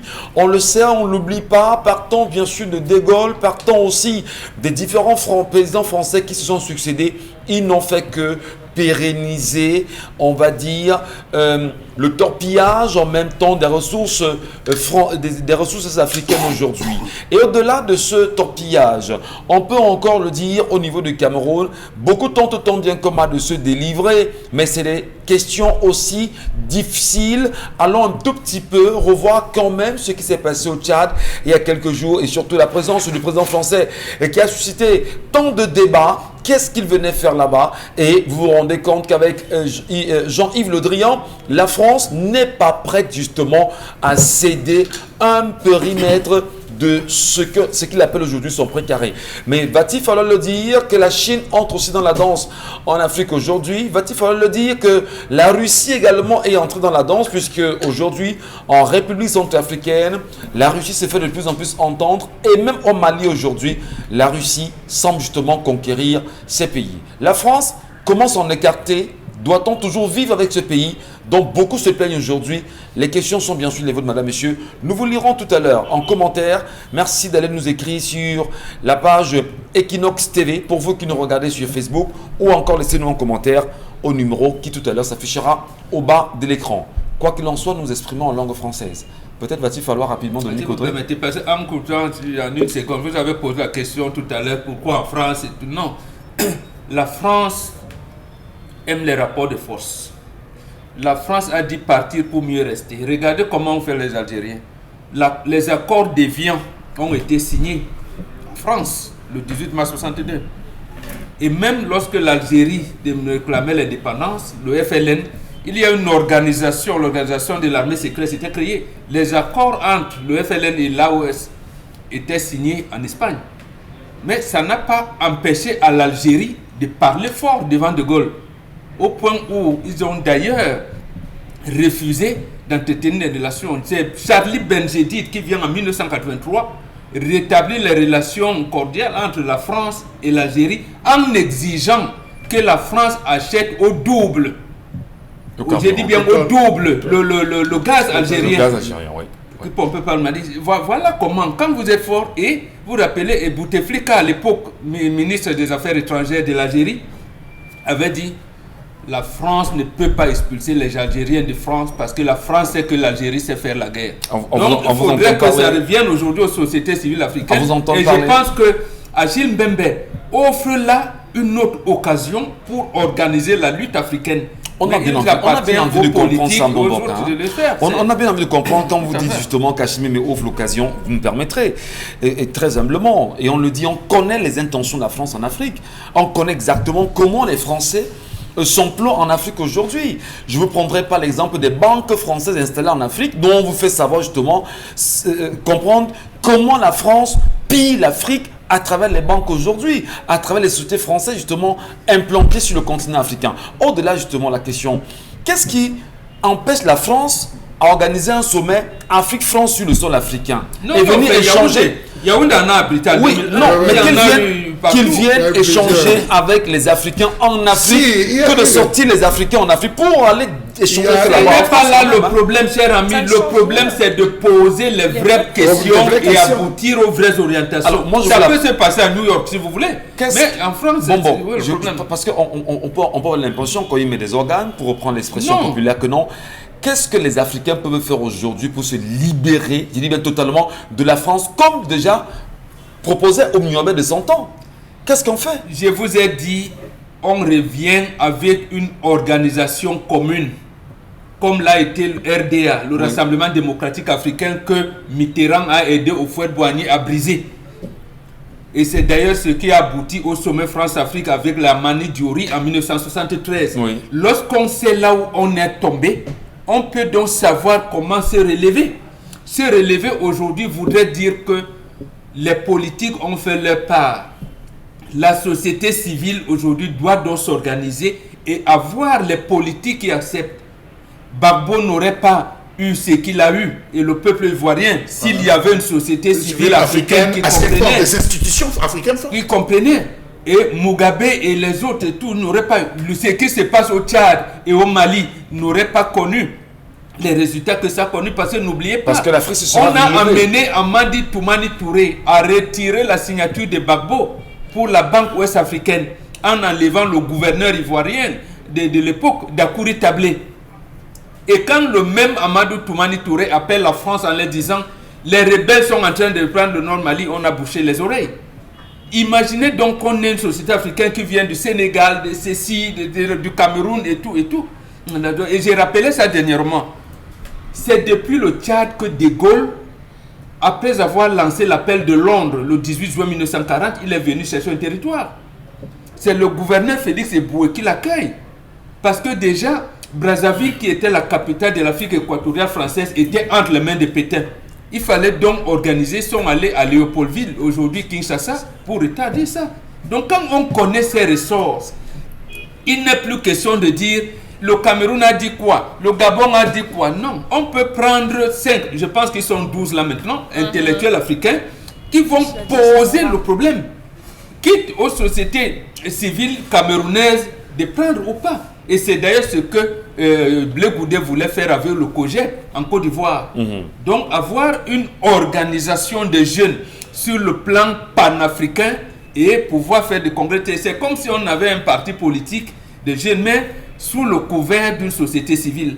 Toujours est-il que bon Bengan, nous Africains, nous restons très méfiants vis-à-vis de la France. Tout à fait. On s'en souvient que Macron, d'ailleurs, l'a fait savoir récemment, qu'il y a un sentiment anti-français qui est grandissant en Afrique, mais il faudrait bien sûr qu'on le dise, que les Africains, peut-être ne le disent pas, mais pour la plupart, ne supportent pas les Français. Peut-être il faut le dire de façon ouverte et que la France sache que l'Afrique ne veut plus d'elle en réalité en Afrique. L'Afrique ne veut plus d'elle justement la France en Afrique aujourd'hui. Alors on va peut-être prendre les messages également sur cette question puisque on a suffisamment parlé. Isabelle Carole, on va lire nos téléspectateurs à travers les données qui sont les vôtres pour qu'on puisse savoir ce qui nous laisse comme commentaire. D'accord. Le but de la société civile africaine à ce sommet France-Afrique doit être de sortir des enclos coloniaux.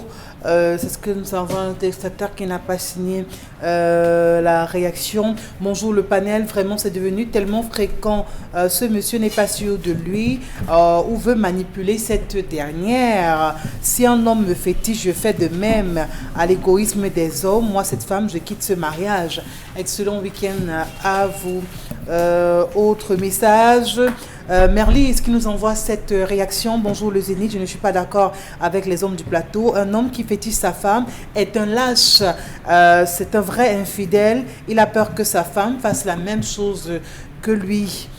Autre message, féticher n'est pas forcément une bonne idée, mais la femme doit savoir que l'homme peut décider d'épouser autant de femmes si cela l'arrange.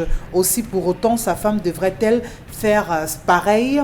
C'est la question que ce téléspectateur pose. Bonjour à tout le plateau. Je pense sincèrement que dans un couple, on ne devrait pas arriver à parler de fétiche. Lorsqu'il y a amour, on n'a pas besoin de ça, juste de confiance. Le message n'est pas signé. Autre réaction SMS. Bonjour le Zénith. L'homme qui fétiche sa femme, c'est un homme infidèle. Le voleur a toujours peur quand le vole. Salut aux panélistes, merci pour les conseils. Je voudrais suggérer qu'il soit compris que la fidélité doit être comprise comme la fidélité à tous les engagements et non seulement au sexe. Le mariage n'est pas une affaire de deux personnes seulement comme certains semblent développer dans leurs argumentaires. En conséquence, le mariage qui est une institution de notre société patriarcale, a des règles perpétuées. L'espèce humaine doit être protégée. Nos hommes et nos femmes bantous doivent se former à la source et que les chefs traditionnels s'engagent à former également. Luc Pergo qui envoie ce message. Plein de messages effectivement pour ceux que vous avez sélectionnés pour nous ce matin. Charlemagne Mathieu, une petite virgule et on passe à autre chose. Oui, monsieur Michel Ngachou, lorsque vous entrez dans une maison, je prends pour les habitants de la zone de l'Ouest, vous trouvez des plantes, l'arbre de la paix qui est planté. Pourquoi tous ces vertus à planter cet arbre? Vous avez un autre arbre que vous trouvez planté chez certains initiés. Vous pensez que, quand on dit aujourd'hui, parce que c'est de la femme, on dit qu'on a fétiché. Vous avez des plantes qu'on met dans une maison, ça chasse les serpents. Que ce soit les serpents mystiques, que ce soit les serpents, monsieur Michel Ngachou, visibles, ça chasse tout type de serpents. C'est une plante qu'on sème généralement dans certaines concessions. Vous avez des plantes, oui, des Dominique Audrey, il y en a plein. Vous pensez qu'on a, quand on dit fétiché, il y a des plantes comme position dans une maison, monsieur Michel Ngachou, il n'y aura jamais de bagarre. Jamais on ne va élever la voix. Vous avez une plante là que beaucoup aiment, Queen of Night, on appelle ça Queen of Night. Une plante qui sent bon la nuit. Vous savez ce que c'est que cette plante? Ce qu'on plante dans vos maisons, vous savez ce que c'est cette plante? Pour que les gens se disent, non, il m'a fétiché, non, il m'a fait ceci. Mais attendez, tout le monde est adepte d'une pratique de fétiche, ce que vous appelez fétiche, je laisse dans votre là, mais chez nous les Africains, on ne parle pas de conservation de son foyer, de sa femme, de sa chaussure, de protection. De protection. Vous protégez quoi? On protège l'harmonie. Il faut qu'il y ait bien-être et l'harmonie dans le couple. C'est comme ça. Est-ce que vous savez, même dans les hôtels, il y a une plante. Pour ceux qui sont attentifs, même dans les hôtels, vous entrez dans les hôtels, vous allez voir cette plante plantée. Ça repousse certaines. Ne pensez pas quand vous dites le fétiche, allons sur Equinox Télévision.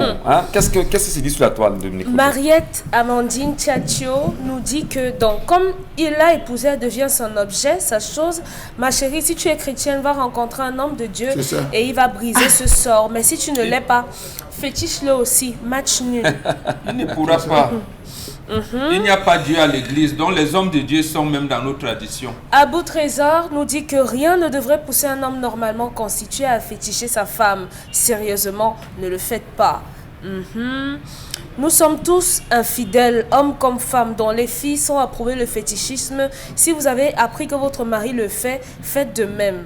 Il y a quelqu'un qui nous a fait savoir qu'au Sénégal, c'est légion. C'est même d'ailleurs des pratiques qui sont normales. Autant vrai, les hommes fétichent. Quoi. Pour que les maris fassent comment? Autant les hommes pratiquent du fétichisme sur leurs femmes que les femmes également le font inversement pour leur mari. Sénégal, aujourd'hui, il y a un collier que l'homme met sur les reins de sa femme.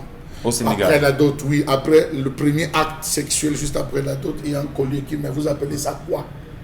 Vous appelez ça quoi? C'est un fétiche. Ok.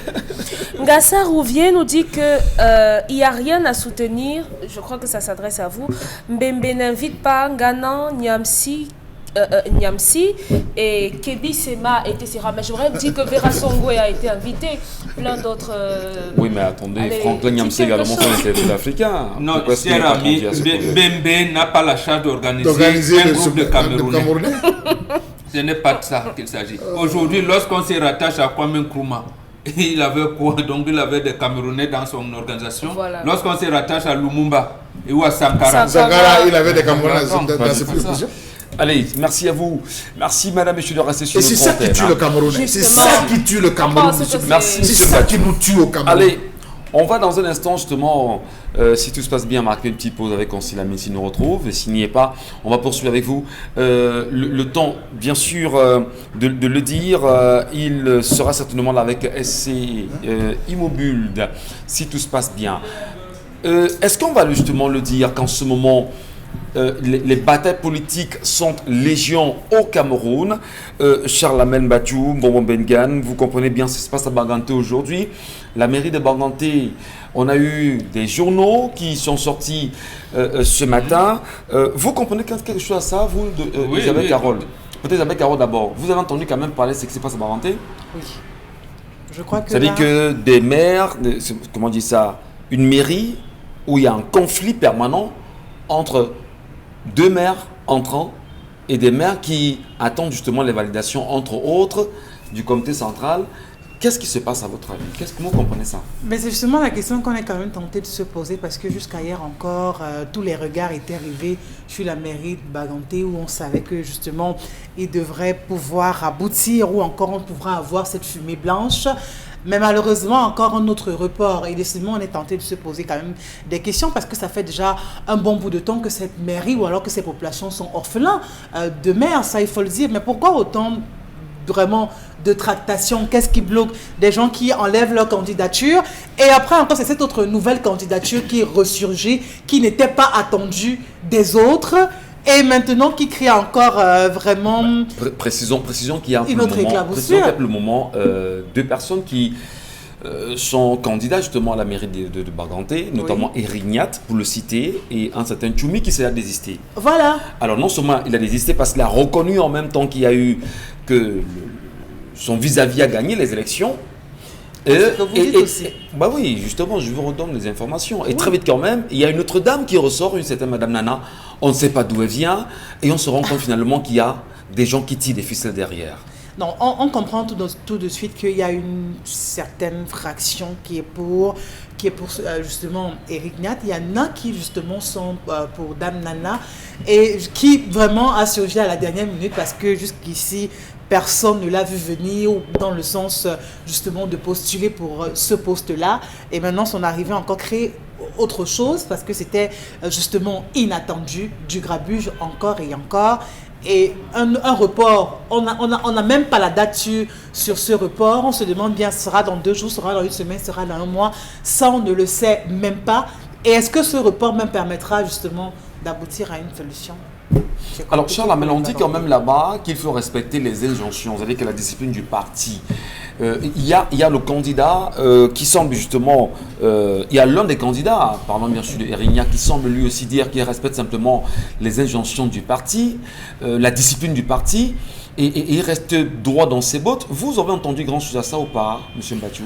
Alors, ce qui est très important à dire, M. Michel Ngachou, ou à questionner, c'est la liberté des conseillers municipaux. Très bien. Est-ce que les conseillers municipaux sont libres de penser, libres d'agir, ou alors sont-ils sous l'influence de certaines personnes qui tapent dans l'ombre, ne veulent pas perdre la main sur la mairie, se disant que si on perd la main sur la mairie, cela va entacher nos avoirs ou notre position, notre strapontin, entre guillemets. Je n'entre pas assez dans les détails parce que c'est une guerre, plus que ce qu'on est en train de voir, c'est une guerre de clans. Une guerre de clans qui oppose deux personnes, M. Michel Ngachou, qui utilisent des voies, on va dire des voies souterraines pour pouvoir s'affronter. Parce que dans un premier temps, on a quelqu'un, vous savez, les gens sont regardants sur les faits d'armes. C'est les faits d'armes qui devraient faire parler dans cette affaire de cette élection. C'est les deux candidats qui sont là en tant que conseillers municipaux. Vous sortez des différents quartiers, vous voyez, c'est ce qu'on décrit ici tout le temps avec les Dominique Audrey, Bombok et Isabelle Carole. Est-ce que Banganté se porte bien?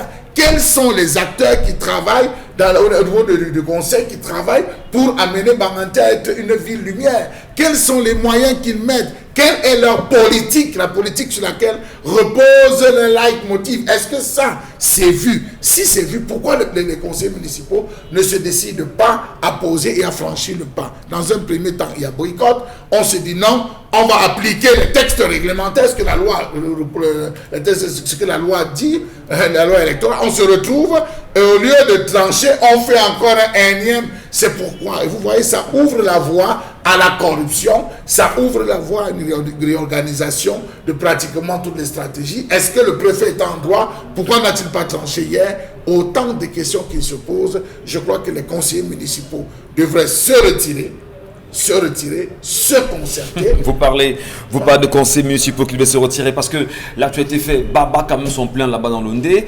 Une faction, 24 premiers conseils municipaux sont mis de côté avec, on va dire cette pente du régime qui aujourd'hui semble tenir ces 24, délaissant bien sûr 16 premiers qui sont de côté et qui ont été vus comme des orphelins, et à côté, on se rend compte que lors des élections, on a quand même pu soutirer 5 autres chez l'autre. Alors, on peut vous dira pas ce qui s'est passé cette nuit à Banganté. On est bien sûr dans la nuit des longs couteaux. Mais c'est pas une nuit de longs couteaux, c'est une nuit de corruption. Une nuit de C'est la nuit de la corruption. Et c'est admis dans les partis politiques, c'est comme ça. Ce qui se passe là-bas, en réalité, moi, celui que j'accuse, c'est l'autorité administrative. C'est tout à fait normal. En France, on a vécu ça. Le Parti socialiste avait investi Ségolène Royal. Le trésorier, le responsable de la comptabilité de la région qui dirigeait, s'est porté candidat, il a battu Ségolène Royal. Il a été sanctionné, ça existe. Maintenant, ici, vous avez parlé de la discipline du parti, oui. Maintenant, et les militants de base voulaient montrer à la hiérarchie du parti que non, nous aussi, nous sommes populaires, vous devez nous voir.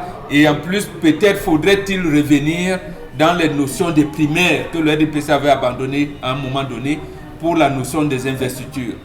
Mais je leur conseille de se limiter à ça. Parce que justement, la discipline du parti peut amener la hiérarchie du parti à prendre des sanctions contre eux. C'est quand même parce que fort, hein. Au-delà de tout, la dame qui s'est présentée candidat, elle est présidente des réseaux des femmes de ceci, présidente de ceci, présidente. Elle a été, elle est encadrée par le RDPC pour mener à bien ses activités. Elle n'était pas maire à l'époque. Et si elle a toujours la possibilité de se déployer dans ça n'empêche pas, parce que le parti peut avoir une autre orientation sur la personne de M. Éric Niat. Et le laisser, bon, ce n'est pas parce qu'il a le nom de quelqu'un qu'on ne le verra pas, c'est vrai, c'est parce que ça viendra toujours. Mais qu'est-ce que le parti veut en investissant en Bassandi Medouala, en investissant en Timévouna là-bas, en investissant Éric Niat ici, ainsi de suite, ainsi de suite. Donc, il faudrait que, quand on est dans le parti, il y a quand même les textes organiques qui vous soumettent à une certaine discipline. Très bien. Vous avez exprimé votre opinion, la hiérarchie a compris. Maintenant, laissez la possibilité à la hiérarchie du parti qui a porté, dont le choix a porté sur quelqu'un d'autre, de voir s'il pourra ou s'il ne pourra pas. Alors en même temps, on va bien sûr le dire, aujourd'hui dans le Ndé, ça bouge énormément à la mairie de Banganté, Erignac d'un côté. Au moment où nous parlons en même temps, il n'y a plus de candidats réels parce que M. Tchoumi c'est de côté, Mme Nana également qui semble ne pas comprendre ce qui se passe réellement, et des candidats qui ont été eux aussi vus cette nuit pour tenter justement de remplacer Mme Nana. Je vais d'ailleurs faire un petit clin d'œil à toutes les élites, entre autres du petit village qu'on appelle Babou 3 là-bas, qui comprennent très bien de quoi est-ce qu'il est question. Et on se rend compte qu'il y a des poches de corruption, mais ce qui est formidable quand même, c'est de savoir qu'il y a des candidats qui sont sereins et qui estiment justement qu'on va respecter la discipline du parti, on respecte entre autres ceux-là qui semblent dire que M. Nyadnapa avait désisté, et pourtant c'est faux, il est resté justement dans ses bottes. On attend bien sûr de voir, d'ailleurs d'ici la semaine prochaine, madame, messieurs, vous entendrez des choses. Merci à vous de rester sur Equinox Télévision. Vous êtes sur le Zénith.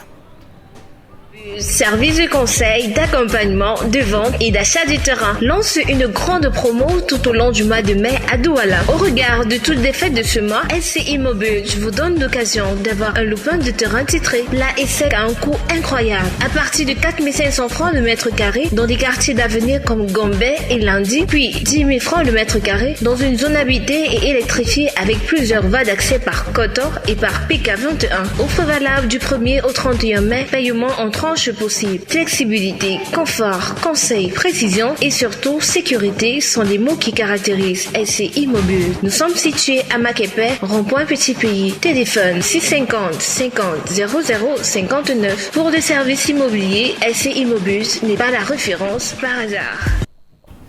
Constille Amine, bonjour. Alors bonjour Michel Gatchou, bonjour à tous nos nombreux téléspectateurs et bonjour déjà à tous ces clients qui ne cessent de se rendre dans les bureaux de SCI Mobile, votre agence immobilière par excellence au Cameroun et en Afrique centrale. Alors ce vendredi matin encore, nous parlons de la vente des terrains, nous parlons bien sûr des terrains titrés, nous parlons des terrains fiables, des terrains sécurisés, des terrains de très très bonne qualité qui sont en vente par l'agence immobilière SCI Mobile. Vous avez besoin d'avoir autant d'hectares de terrain, vous avez besoin d'avoir autant de terrain, chers téléspectateurs, que ce soit dans la zone de Ngombe, la zone de Landibé, la zone de Lundi Réserve, ou alors du côté bien sûr de PK28. Je vous donne un seul conseil, rendez-vous directement à l'agence immobilière SCI Mobile. Évitez de vous faire arnaquer. Évitez d'acheter des terrains n'importe où et n'importe comment. Question de subir, bien sûr, par la suite des tracasseries, bien entendu. Donc aujourd'hui, on peut dormir tranquille. Aujourd'hui, on peut se mouvoir, on peut se sentir à l'aise parce qu'on a un partenaire crédible. On a un partenaire fiable. On a un partenaire qui vous rassure de l'achat de vos terrains. Et surtout, c'est des terrains titrés, c'est des terrains vérifiés. Au-delà de la vente des terrains, SCI Mobile vous accompagne également dans l'obtention du dossier technique de votre terrain. Vous avez donc plusieurs avantages qui sont offerts à tous ceux-là qui vont choisir l'agence immobilière SCI Mobile. On parle également des modalités de paiement. Alors ceux qui ont besoin d'un terrain et qui n'ont pas assez d'argent, il y a la possibilité de faire des paiements par tranche et même la possibilité de réserver son terrain dès à présent et revenir même après la promotion l'acheter. Et parlant bien sûr de promotion, elle s'achève le 31 mai 2021. Vous avez encore 3 semaines, chers téléspectateurs, pour bénéficier des prix les plus bas pour ce qui est de l'achat de vos terrains, mais alors des terrains titrés. Mototenye sengalemba tatan, wapulate janda terrain, wapulate janda minyangadu, alande au SCI Mobile. Et ben jana SCI Mobile, baben terrain ya boam, baben terrain ya titré.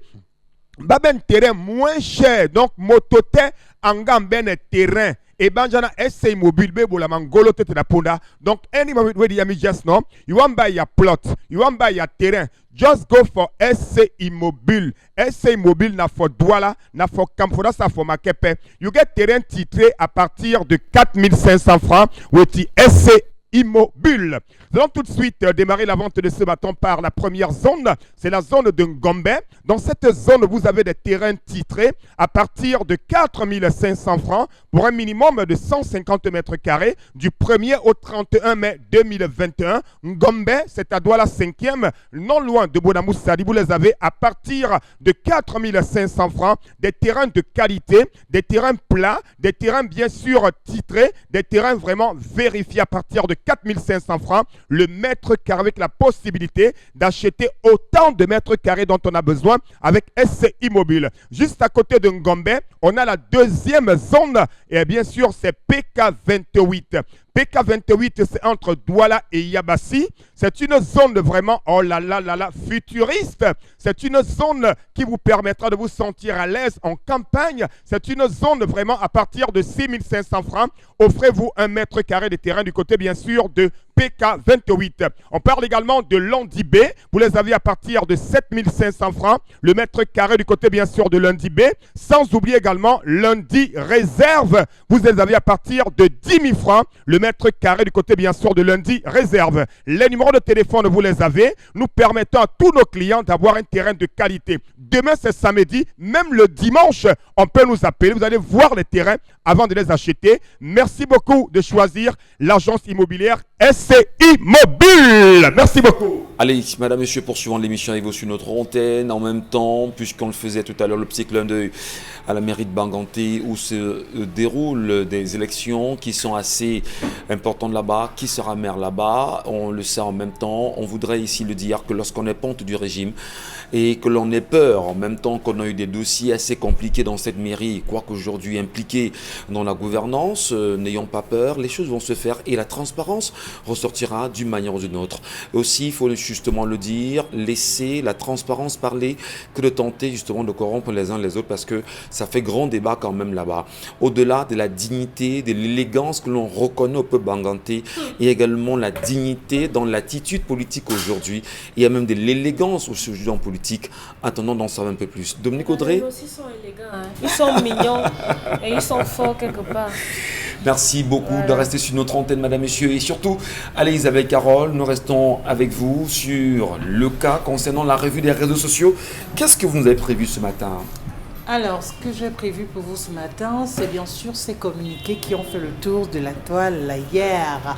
Bien évidemment, dans ce communiqué donc, du chef du Centre national d'éducation, voilà, qui a tout d'abord pondu un premier communiqué dans lequel il a bel et bien mentionné que suite aux instructions de Madame la ministre de la Recherche scientifique et de l'Innovation, lui, chef du centre, informe tout le personnel usagé que l'accès aux locaux du CNE est conditionné à compter de la date de signature par la présentation des résultats de tests Covid négatifs à renouveler tous les 14 jours, mais par la suite une carte vaccinale attestant de la prise en charge du vaccin contre justement le Covid-19. Un communiqué qui aussitôt pondu a justement fait bouger la toile parce que d'aucuns se sont dit, ça veut donc dire finalement que ce n'est plus facultatif, c'est désormais obligatoire. S'il faut automatiquement ce document avant l'entrée justement dans ces services et on suppose que ça a justement bougé dans ce ministère. Et par la suite, on a donc eu dans les minutes qui ont suivi un communiqué rectificatif, voilà, qui dit justement par rapport à ce communiqué, le chef du Centre national informe qu'en exécution des autres instructions de Madame la ministre de la Recherche scientifique et de l'Innovation, l'accès dont il a la charge n'est nullement subordonné à la présentation de la carte de vaccination contre la Covid, la dite vaccination étant facultative. Toutefois, personnel usager astreint à présenter résultats négatifs de tests de Covid-19. Mais il faut quand même noter, c'est-à-dire qu'on a déjà l'impression que on veut déjà aller d'un ministère à un autre ou encore petit à petit pour dire comme quoi ce serait obligatoire, ou alors on peut en premier communiquer et si vous restez bouche fermée, vous ne dites rien, vous ne réagissez pas, ok d'accord, on peut se lancer dans cette mouvance et on sait très bien ce qui va se passer par la suite. Alors non seulement on le sait, tous les ministres au vu ne sont pas fait vacciner devant tous les Camerounais, les députés ne sont pas fait vacciner au vieux sud des Camerounais. Les maires ne se sont pas fait vacciner au vieux sud des Camerounais. Et de surcroît, le premier citoyen camerounais ne s'est pas fait vacciner au vieux sud des Camerounais quand même aujourd'hui. C'est vrai. Comment peut-on comprendre ces communiqués de Dominique Audrey? Vous les avez lus? Vous avez quand même tombé là-dessus sur les réseaux sociaux. C'est un dualisme quand même. Dit une chose et son contraire par la suite. Qu'est-ce que ça vous suggère comme commentaire? Dieu merci, j'étais assise quand j'ai lu le premier parce que j'allais tomber à la renverse.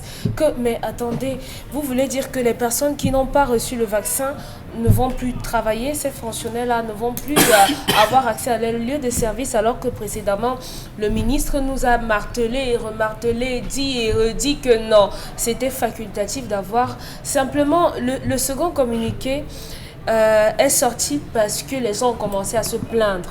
Il y a eu certainement du remous, ça a commencé à murmurer, et avant qu'on ait un foyer de tension qui naisse, des gens qui commencent à protester, on a vite fait de le rectifier. Mais il n'en demeure moins vrai que l'idée, le fond, la pensée doit certainement être la même. Maintenant, il faudrait peut-être au sein de ce ministère-là que les gens aient le courage de dire, peut-être officiellement, sur papier, on va dire que non, c'est facultatif, mais là-bas sur le terrain, on pourrait les contraindre à avoir ça. On ne sait jamais. Alors, est-ce que c'est un ballon d'essai, voir comment les Camerounais devaient réagir et revenir démentir par la suite, cher Lamine Bachou? Vous-même, vous êtes un monsieur communiqué là, sur ces deux communiqués quand même. Comment vous aviez analysé ça, vous? Vous savez, on fonctionne au Cameroun avec les tests. On teste. Comme les tests qu'on a fait ces derniers temps avec le nom de quelqu'un du dauphin Kagoulé, on teste. C'est depuis plus de 3 ans qu'on travaille dessus. On envoie. On voit comment vous réagissez. On envoie. On voit comment vous réagissez. À la fin, on va envoyer pour le vrai tour. Vous allez croire que c'est toujours le test. Ça va passer. Donc, c'est ce qu'on est en train de faire. Ils sont en train de s'amuser. Quelles sont les conventions, quelles sont les clauses qu'ils ont discutées avec ces différents laboratoires? Vous ne savez pas. Qu'est-ce qui a été déboursé comme somme pour acheter ou pour les dons? Vous ne savez pas. Quelle est la garantie? Monsieur Michel Ngachou, nous sommes des moutons dans un enclos. Ne changeons pas cette expression. Nous sommes des moutons dans un enclos sur qui on vient, on teste. Vous n'êtes au courant de rien. Ce document, vous avez vu en un temps record, pareil, c'était au ministère de la Santé. Il y a eu des mêmes cas où il y a eu des rétropédalages en l'espace de quelques minutes, toujours par rapport à ce type de décision. Voilà comment fonctionne le Cameroun. Tant que les Camerounais ne vont pas exiger une communication sereine. Parce que tout ce qu'on fait, ça on a fait ceci. Après, vous ouvrez les yeux, c'est autre chose. Vous ouvrez les deux yeux, vous voyez 2 copies. Voilà comment fonctionne ce pays. Donc, j'estime qu'avec quelque chose d'aussi délicat et sensible que la santé, qu'on n'ait pas des personnes susceptibles de communiquer, je pense que c'est très, très grave. Parce que jusqu'aujourd'hui, on n'a pas répondu à cette question. Qu'est-ce qu'on inocule aux Camerounais? Est-ce que ce n'est pas également, Morbengan, l'occasion d'éloigner les Camerounais, parce qu'on sait en ce moment qu'il y a un gros débat autour de la question des fonds Covid-19 dont les résultats d'enquête restent toujours attendus et rendus publics, avec l'histoire encore où on sait qu'il y aurait eu une passation de marché partant de la présidence de la République pour ce qu'on peut appeler un cabinet médical, aujourd'hui à hauteur de 2 milliards. Est-ce qu'on ne l'a pas fait justement pour laisser croire aux Camerounais, enfin du moins pour éloigner les Camerounais du sujet sérieux qui est porté sur ces 2 milliards dont le nom du SGPR est porté aujourd'hui, est rendu public et partagé rapidement sur les réseaux sociaux aujourd'hui? Non. C'est qu'on cache dans la vaccination qui sera progressivement, j'allais dire obligatoire, c'est que les multinationales françaises exigent de manière subtile à tous leurs employés de se vacciner. Je dis bien, et c'est ça, on voudrait donc amener les Camerounais à se vacciner parce qu'on sait que dorénavant, ça a d'ailleurs commencé avec l'opinion publique en France, où on vous dit que c'était facultatif. Nos frères et sœurs africains qui sont là-bas et qui s'occupent notamment de l'entretien des personnes âgées et même dans les hôpitaux qui sont du corps médical, on leur demande, si vous n'êtes pas vacciné, vous ne travaillez pas. C'est pour cette raison encore, voilà une raison de plus pour soutenir Rachid Mbembe. Donc, est-ce que la société africaine, la société civile africaine sera assez forte pour avoir ces exigences? Parce que dans bientôt, on va vous dire, vous voulez aller dans l'espace Schengen, si vous n'êtes pas vacciné, vous n'y allez pas. Vous n'y allez pas. Et avec cette orientation au faciès, est-ce que nous avons des ressorts pour résister à une telle bourrasque? On ne pourra pas. Donc, attendons-nous bientôt au licenciement de certains de nos compatriotes qui sont dans des multinationales, notamment françaises. Alors, notamment françaises, c'est-à-dire que les multinationales, ces multinationales françaises, c'est ça qui est caché, voudraient rendre obligatoire le vaccin, alors que le pays lui-même n'en a pas fait, on va dire, un élément obligatoire. Oui, c'est incroyable quand même. Absolument. Alors c'est-à-dire, c'est montrer toujours que le Cameroun n'a pas de souveraineté et ce sont les multinationales françaises qui désormais doivent faire des injonctions de vaccins au personnel. Justement, et ça va donc de manière subtile. C'est pour cette raison que le gouvernement le sait, il le cache. Ils ont donc pris tous les vaccins du monde. Ils ont pris tous les pays qui ont fabriqué les vaccins, notre gouvernement a pris. Il l'a pris. Et dans bientôt, on sera à cette orientation. Montez votre carnet de vaccination.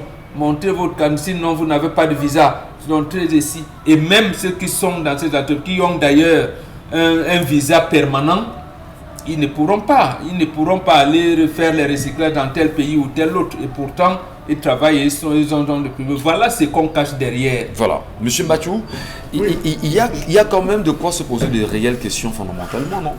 Oui, il faut se poser. Et l'une des questions qu'il faut se poser, j'étais en train de faire des recherches sur la question des mesures à prendre avant de se faire vacciner. Je faisais des recherches. Je me suis rendu compte que dans le cas en Italie, par exemple, Monsieur Michel Ngachou, vous ne devez pas vous vacciner sans avoir fait un check-up médical. C'est obligatoire avant le vaccin. Vous devez faire un check-up médical. Si on vous découvre certaines pathologies, si on vous découvre, on va voir le degré et en fonction de ça, on ne vous vaccinera pas, Monsieur Michel Ngachou. Mais d'où vient-il donc aujourd'hui qu'au Cameroun, parce que ça m'a intrigué, d'où vient-il qu'au Cameroun, les gens vont se faire vacciner sans avoir fait un check-up? Rien du tout. Rien du tout. Vous voyez les gens courir, ils vont donner le corps. Qu'est-ce qu'on ne dit pas? Qu'est-ce qu'on ne dit pas? Moi, ça a commencé à m'inquiéter. J'ai dit, mais attendons, cette affaire-ci, si déjà de l'autre côté on exige de faire des examens complets, est-ce que vous avez le diabète? Est-ce que vous avez le cancer? Est-ce que vous avez la tension? Est-ce que vous avez... On vérifie tout ça, Monsieur Michel Ngachou, avant de pouvoir vous placer, de vous faire ce vaccin, et qu'on dise tout ce au Cameroun, allez vous vacciner, Monsieur Michel Ngachou. Il y a plein, comme disait Bobo, des choses qu'on ne dit pas au Cameroun et aux Camerounais, et j'ai bien peur, je l'ai dit, nous sommes dans un enclos. Merci beaucoup. Isabelle Carole, autre sujet. Autre sujet qu'on a choisi. On a enlevé la parole de Dominique Audrey, vous avez? Non. On ne vous a pas prononcé sur le sujet. Hein? Si. Ah d'accord, merci beaucoup. C'est plus rassurant. Non, juste peut-être dire que peut-être c'est l'occasion d'avoir une sorte de fédération autour de ce sommet-là. Parce que non seulement les différents chevaux de bataille qui seront évoqués lors de ce sommet, c'est important. Il est question de sortir du paternalisme de la France et de l'infantilisation de l'Afrique aux yeux de la France. Parce que d'aucuns estiment qu'on va simplement faire un compte rendu, un peu comme nos fameux rapports de la CONAC, qu'on remet simplement comme ça. Non, ce n'est pas ça. Il est question de faire des propositions qui pourront être opérationnalisables directement après le sommet. Donc on ne va pas faire non, on a besoin de ci, de ça. Non, il va falloir implémenter parce qu'il y a 60 ans de rancœur que l'Afrique traîne derrière elle, quasiment 60 ans, et il est question de remettre les fondamentaux. Ça, ce sont les termes du président Macron. Merci d'avoir mentionné quasiment 60 ans passés, plus de 60 ans de rancœur. Quasiment 60 ans. Il y a des pays dont on a cité au Nigeria, on a mis le Yoruba par rapport à la francophonie. C'est l'Igbo, Charles le Yoruba. Voilà, on a mis la francophonie de côté totalement. Donc, il y a beaucoup de pays qui sont en train de tourner le dos. Le Rwanda fait pareil. Voilà. Donc, il est question que les pays africains reprennent les rênes, qu'on reparte sur de nouvelles bases, que la démocratie soit une démocratie qui se veut africaine. Ouais. On ne veut plus que la France intervienne sur les champs de guerre, mais prévienne plutôt la guerre. Donc, ce que vous oubliez, c'est que vous êtes sous perfusion de ces fonds. La francophonie vous perfuse. Les livres, on vous envoie des livres à souhait, vous ne payez pas. C'est ça, on commence à sortir de là. On a eu, on le parlait de Charles Borromée et tout, qui a eu à faire des propositions. Sortez de là. Le peuple africain sait exactement ce qu'il veut, mais les dirigeants africains sont connectés, liés, attachés à la France, et du coup ça devient très compliqué. Quand on a donc une bonne société civile africaine, justement, on peut parvenir au cas des gilets jaunes en France. D'accord. Macron, lorsque Hollande dit « Moi, mon principal adversaire, c'est la finance internationale. J'ai promis aux Français l'emploi, je ne pourrai pas parce que j'ai des barrières, je ne serai pas candidat. » Macron vient avec des tourbillons terribles. Il saccage même les partis politiques. Quand il est élu, 6 mois après, on dit que non, le gars, si, comme disait quand on vous regarde ton yeux, ce n'est pas les bons yeux. Voilà. Bon, ils sont descendus dans la rue. Heureusement pour lui, il y a eu Covid. Donc, c'est si on peut avoir une société africaine comme ça, qui va dire que, cher ami, le code électoral là, va permettre que Paul Biya, même s'il a 120 ans, sera élu. Donc nous, on ne veut pas. Comme l'a fait l'Algérie. D'accord. L'Algérie a dit Bouteflika, cher ami, tu as été nationaliste, mais à l'heure ci, là, on ne peut pas. C'est ça la société civile. Vous avez vu la vidéo de Jacques Attali. Cette vidéo de Jacques Attali. On a écouté ce que Attali nous a dit. Attali, d'ailleurs, c'est même que celle qui viendra après Macron, c'est une femme, et il connaît même déjà celle-là. Allez, poursuivons. Isabelle Carole. Affaire Paul Tchouta, on en reparle bien sûr dans le cadre de la revue des réseaux sociaux. Oui, il va encore rester en prison pour un petit bout de temps. Le procès donc du blogueur devait donc connaître son épilogue hier, mais hélas, justement, le juge en charge de l'affaire a reporté le délibéré au 18 mai 2021. Motif, il n'a pas encore fini la rédaction de la sentence. L'affaire a donc connu un autre renvoi au grand désarroi, bien sûr, des proches du lanceur d'alerte. Paul Tchouta est en prison, ça il faut le rappeler, depuis 2 ans. Voilà, il avait été arrêté le 28 mai 2019 et écroué à la prison centrale de Yaoundé-Kondengui quelques jours plus tard, suite à une plainte pour diffamation et diffusion de fausses nouvelles. Donc maintenant, ce qui reste à attendre, c'est le 18 mai 2021 pour savoir ce qui sortira de cette sentence. En espérant que la rédaction soit terminée au 18 mai, parce que si... 200 pages. Ah voilà, c'est ça. Il faut rédiger quoi concrètement? La sentence. Il ne faudrait pas qu'en parlant, qu'on dise outrage à magistrat parce qu'on en parle aujourd'hui. Mais quand même retenir, dire aux uns aux autres que le mec ne peut pas être libéré, ou du moins qu'on ne peut pas prononcer sa sentence parce qu'on n'a pas fini de rédiger. Est-ce que ce n'est pas des éléments comme ça qui montrent la désinvolture dans laquelle la justice camerounaise nous implique et implique l'image du Cameroun dans sa globalité? Qu'est-ce qui peut expliquer ça, Momo Bengan? Vous comprenez ça comment vous? Beaucoup de choses, mais 2 me semblent essentielles. La première, c'est que lorsque le magistrat est assis, il y a la photo du président de la République derrière lui. Comme vous dites, comment que fait le président de l'exécutif?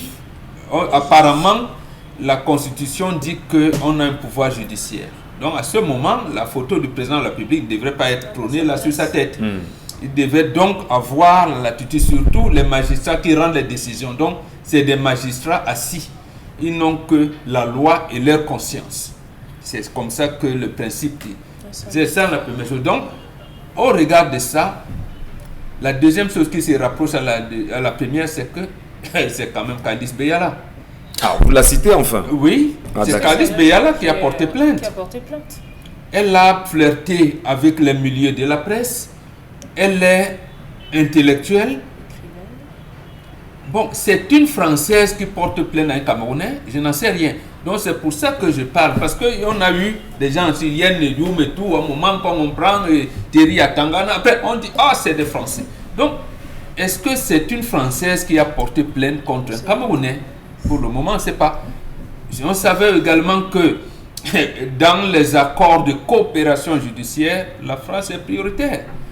Si c'est la Française qui a porté plainte, là j'ai des raisons de m'inquiéter. Une justice quand même qui semble être à la solde de certains individus, Charles Amembatou. Alors, la justice qui est censée être le parapluie social, si on va le dire ainsi, à travers les lois, en même temps le respect des lois, l'encadrement. Est-ce que l'attitude, sans juger bien sûr le juge ou le magistrat, qui a fait justement savoir que sa rédaction était inachevée, est-ce qu'on ne peut pas se rendre compte là qu'il y a comme une complicité qui viserait à maintenir davantage Paul Tuta en prison, malgré les appels des ONG, de la communauté internationale et l'image du Cameroun qui est salie justement par cette affaire qui ne cesse de faire grand bruit depuis au moins 2 ans aujourd'hui? Je vais vous répondre par une autre image, une autre illustration qui va peut-être vous permettre de mieux comprendre. C'est un garçon, on l'appelle Anaclet, M. Michel Ngatchou. Il a eu à emprunter 50 000 à son meilleur ami parce qu'il avait un souci à résoudre. Son ami lui a remis les 50 000, il a promis restituer une semaine plus tard, un vendredi, chose qu'il n'a pas faite. On est venu le prendre chez lui, on l'a déféré, on l'a pris chez lui pour la brigade de gendarmerie. Il arrive à la brigade de gendarmerie, on a dit on ne peut pas le garder, on l'a envoyé au parquet, il arrive au parquet. On a soulevé la question, il a dit non, j'ai eu des soucis, j'ai voulu lui donner 15 000 pour pouvoir finir, je n'ai pas pu. On dit non, pour parole non tenue, quoi. On l'a déféré à Nebel, il a un Nebel aujourd'hui pour 50 000. En pleine salle, même les membres de famille ont dit ok, il n'y a pas de problème, on va cotiser, on vous remet les 50 000 pour finir. On dit non, il part d'abord à Nebel. Prenez ça, superposez maintenant au cas de Paul Tuta et donnez-moi une réponse. Comment vous pouvez donner une réponse? On dit pour 50 000, spontanément, les gens se lèvent, on dit il n'y a pas de problème, même s'il faut payer les départs et tout, on va payer, laisser ce pauvre personne pour on dit non, il va d'abord renvoyer au 2 juin ou au 3 juin. Voilà un peu ce dans quoi nous vivons, M. Michel Ngatchou, pour vous retrouver en vous disant que parce que quelqu'un a le coup de fil, parce que quelqu'un connaît quelqu'un, parce que quelqu'un a flirté, comme l'a dit Bombok, avec un certain milieu, parce que quelqu'un, il se sert de ça, non pas pour faire du bien, mais pour faire du mal, M. Michel Ngatchou.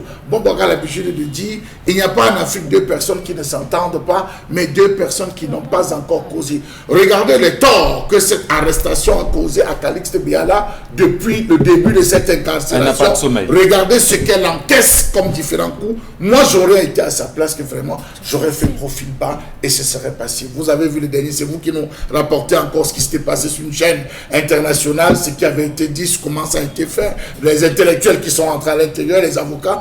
Donc, vraiment, M. Michel Ngatchou, ne nous éloignons pas du fait que nous sommes des Africains, nous sommes des Bantous, et chez les Bantous, c'est la parole. La parole. Au-delà de tout ce qui peut être dit, chez nous, c'est la parole. Si ailleurs, ça se passe autrement, chez nous, c'est la parole. Donc, j'estime, pour vous rejoindre et finir par là, qu'elle gagnerait. La personne qui détient la clé, entre guillemets, de cette affaire, oui, elle gagnerait.